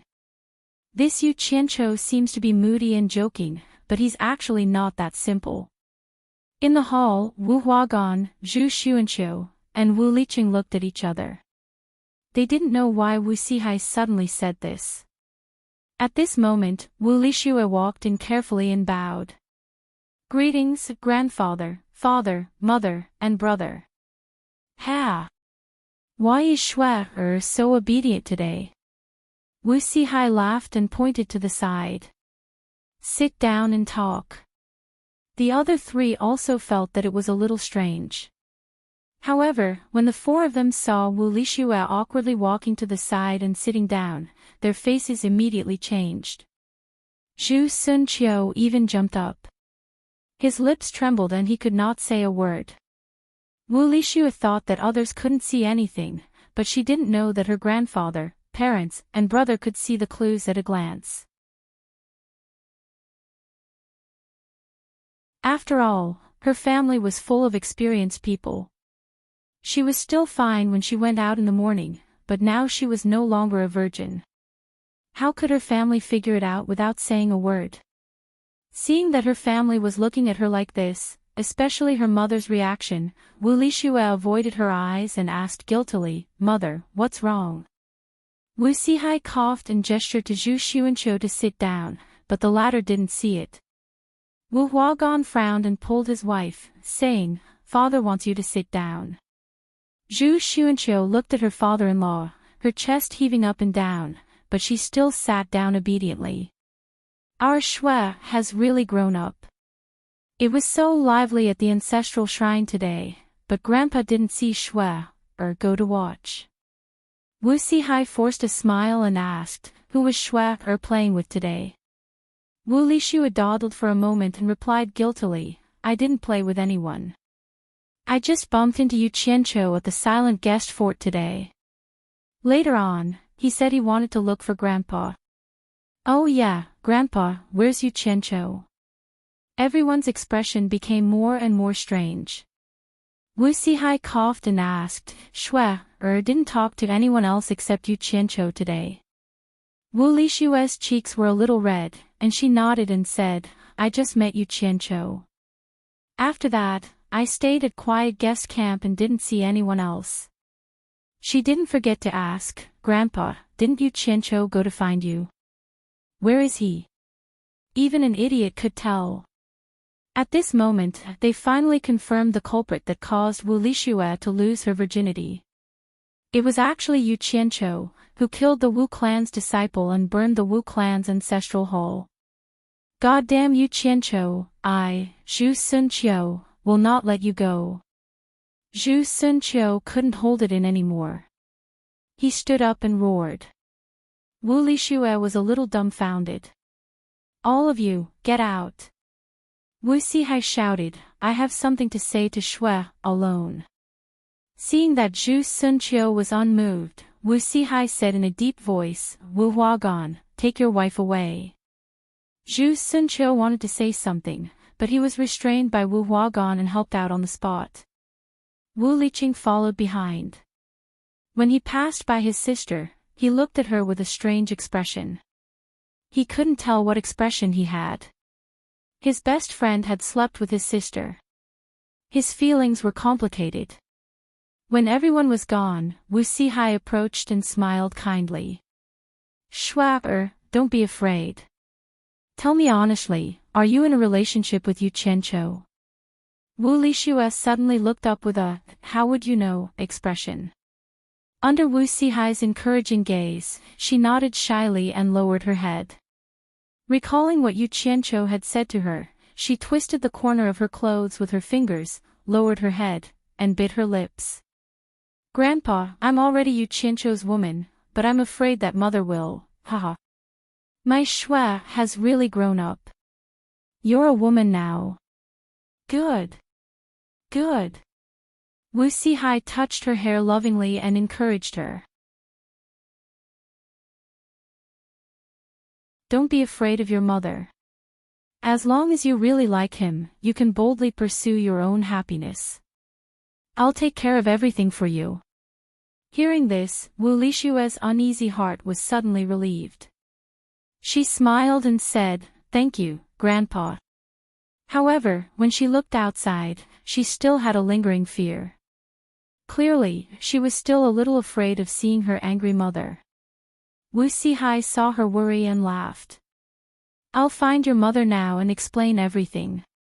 You don't have to worry about anything. Also, it's not convenient for you. Go rest first." "Grandpa. I'm going to ignore you." Wu Lixue pouted shyly and awkwardly fled. Wu Sihai looked up to the sky and laughed. Twirling his beard, his eyes glowed as he muttered to himself, "Yu Qianqiu, if you have the ability, don't appear. Once you become this old man's grandson-in-law, I want to see you jump into the sky." After escaping from the Wu family, Yu Qianqiu returned to Utopia and immediately disappeared. He appeared next to the underground azure fire in Twilight Valley of the Demon Realm and tried to absorb the fire element to replenish what he had expended today. In the end, he did not find any resistance like last time, so he let loose and absorbed to his heart's content. After that, he looked at the underground fire hole and was considering whether he should go down and explore again when he suddenly covered his nose and sneezed. Yu Qianqiu looked around and muttered, "Damn it. Who's cursing me?" Needless to say, it's definitely those old farts from the Wu family. Damn, today is inauspicious. It's best if I don't take the risk. With that said, he disappeared again.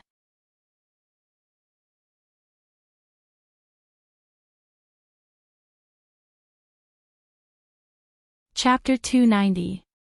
When he reappeared, he was on a small hill outside of Twilight Valley, the place where Healy had brought him to Twilight Valley. He looked around. It was extremely quiet. His foot pushed aside some dirt, revealing a silver orb. Yu Qianqiu smiled and covered it up again. When he had been standing here with Healy, he had secretly kept something up his sleeve just in case something unexpected happened. With a clang, the sword left its sheath and drew a white arc in the air. Yu Qianqiu stepped on it and leisurely flew in the direction of Obedient Island. Was it really leisurely? Probably not. The vast lake was a deep blue, and no one knew what secrets were hidden beneath it. It was a place that not even Bai Changchun could pry into. As the streak of light flew over the lake, Yu Qianqiu's mind was rapidly turning. This trip had delayed him for a few days. He didn't know if Bai Changchun had returned or not. Whether he had come or not, what he should say and what he should do needed to be carefully considered. To him, this was an enormous challenge filled with both risk and opportunity. Between him and Healy, one of them would surely suffer, and the crux would be Bai Changchun's attitude.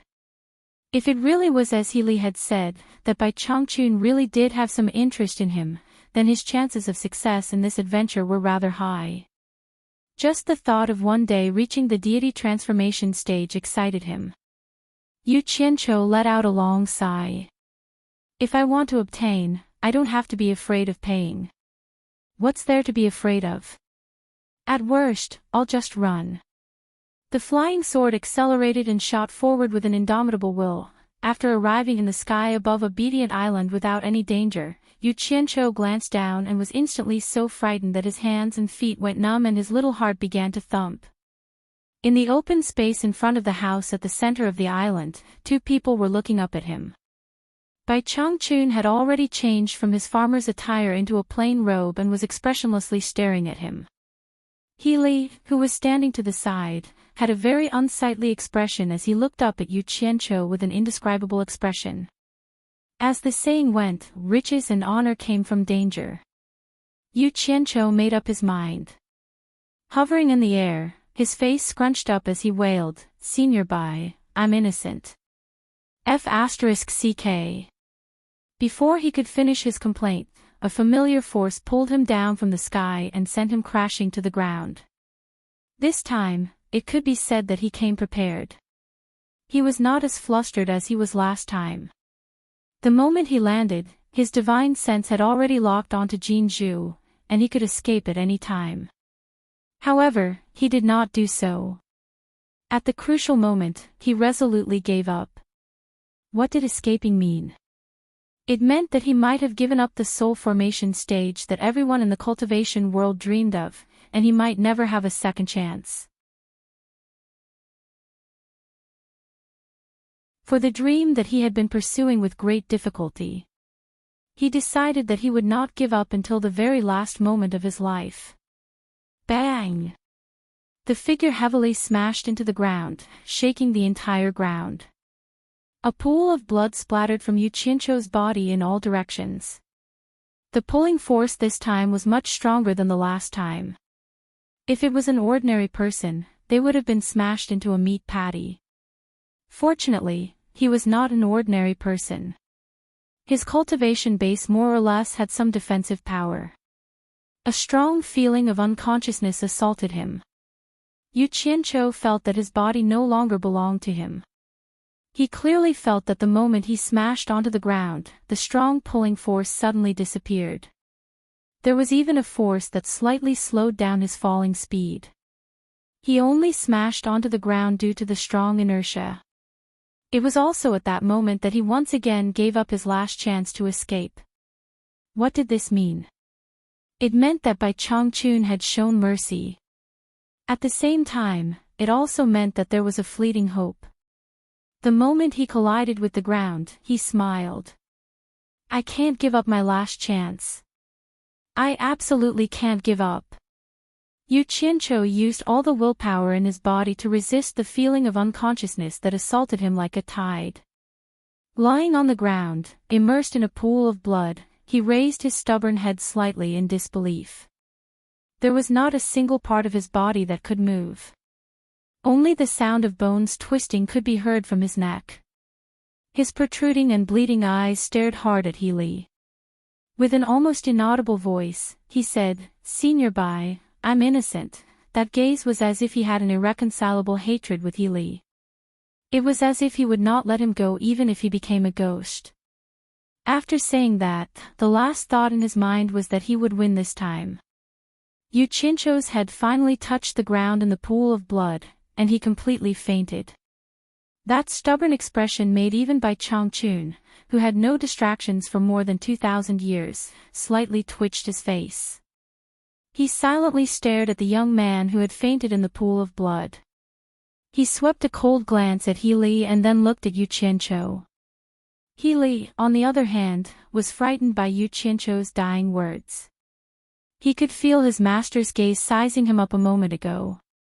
He turned around and cupped his hands. "Master, this Yu Qianqiu escaped from Shantian Island without permission. His death is not to be regretted. I will throw him into the lake to feed the fishes, so as not to dirty this place. He still has a breath left, just leave him here, don't bother about him." Bai Changchun released his divine sense to check on Yu Qianqiu's body. His eyebrows twitched unconsciously. His gaze was a little surprised. He then turned around and walked into the house, sighing, "If the heavens have feelings. Whether he can come back to life depends on his own luck." "I know, Master." Healy was a little unhappy, but his tone and expression did not show it. Bai Changchun sat cross-legged in the main hall with his eyes closed. Healy looked at Yu Qianqiu with a complicated gaze, then helplessly retreated. Healy didn't have the guts to play tricks in front of Bai Changchun.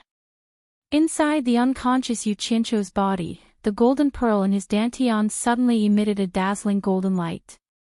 Waves of warm energy began to flow from his dantian to his limbs, repairing his severely damaged meridians and limbs. Deep into the night, Yu Qianqiu, who was lying on the ground, suddenly let out an almost inaudible groan. Although the sound was weak, how could it escape Bai Changchun's ears? Bai Changchun released his divine sense and quickly locked onto Yu Qianqiu's body, checking on the changes in his body. A moment later, Bai Changchun opened his eyes. His eyes gleamed brightly in the darkness. He didn't expect Yu Qianqiu to be so heavily injured, yet he only used a short amount of time to recover. This brat didn't do any healing, nor did he take any medicine. His body was actually healing itself. Previously, when Yu Qianqiu had fainted, he had checked with his divine sense. Yu Qianqiu's bones and meridians were almost all broken, and he was barely hanging on to his last breath. Just like what Healy had said to Yu Qianqiu, as long as people came to the demon ghost region, as long as they didn't go too far, Bai Changchun would show some mercy. He wouldn't be as ruthless as he was to demon ghosts, killing them without mercy. But it was this mercy that made Bai Changchun discover the abnormality of Yu Qianqiu. Under the situation where his meridians and bones were broken, he shouldn't be able to use his Shinchi, but something incredible happened. This young man's body had the ability to recover on its own. Speaking of which, it had to be attributed to the mysterious effects of the golden pearl. Bai Changchun discovered that the mysterious power that healed Yu Qianzhou's body came from his dantian. However, with his cultivation, he couldn't discover the golden pearl in Yu Qianzhou's dantian. This left Bai Changchun puzzled. In fact, no one knew, including Yu Qianzhou himself. Every time his body recovered, the purple chaos in Utopia would decrease. Of course, the decrease was insignificant compared to the massive amount of purple chaos in Utopia. You're tuning into the LoveLore Library YouTube channel. We're so grateful for your support, and don't forget to subscribe to join us on this incredible journey through captivating stories. Your generosity through donations truly makes a world of difference, as it's the primary source of revenue that allows me to expand and enhance this channel for you. Thank you from the bottom of my heart for being a part of this adventure.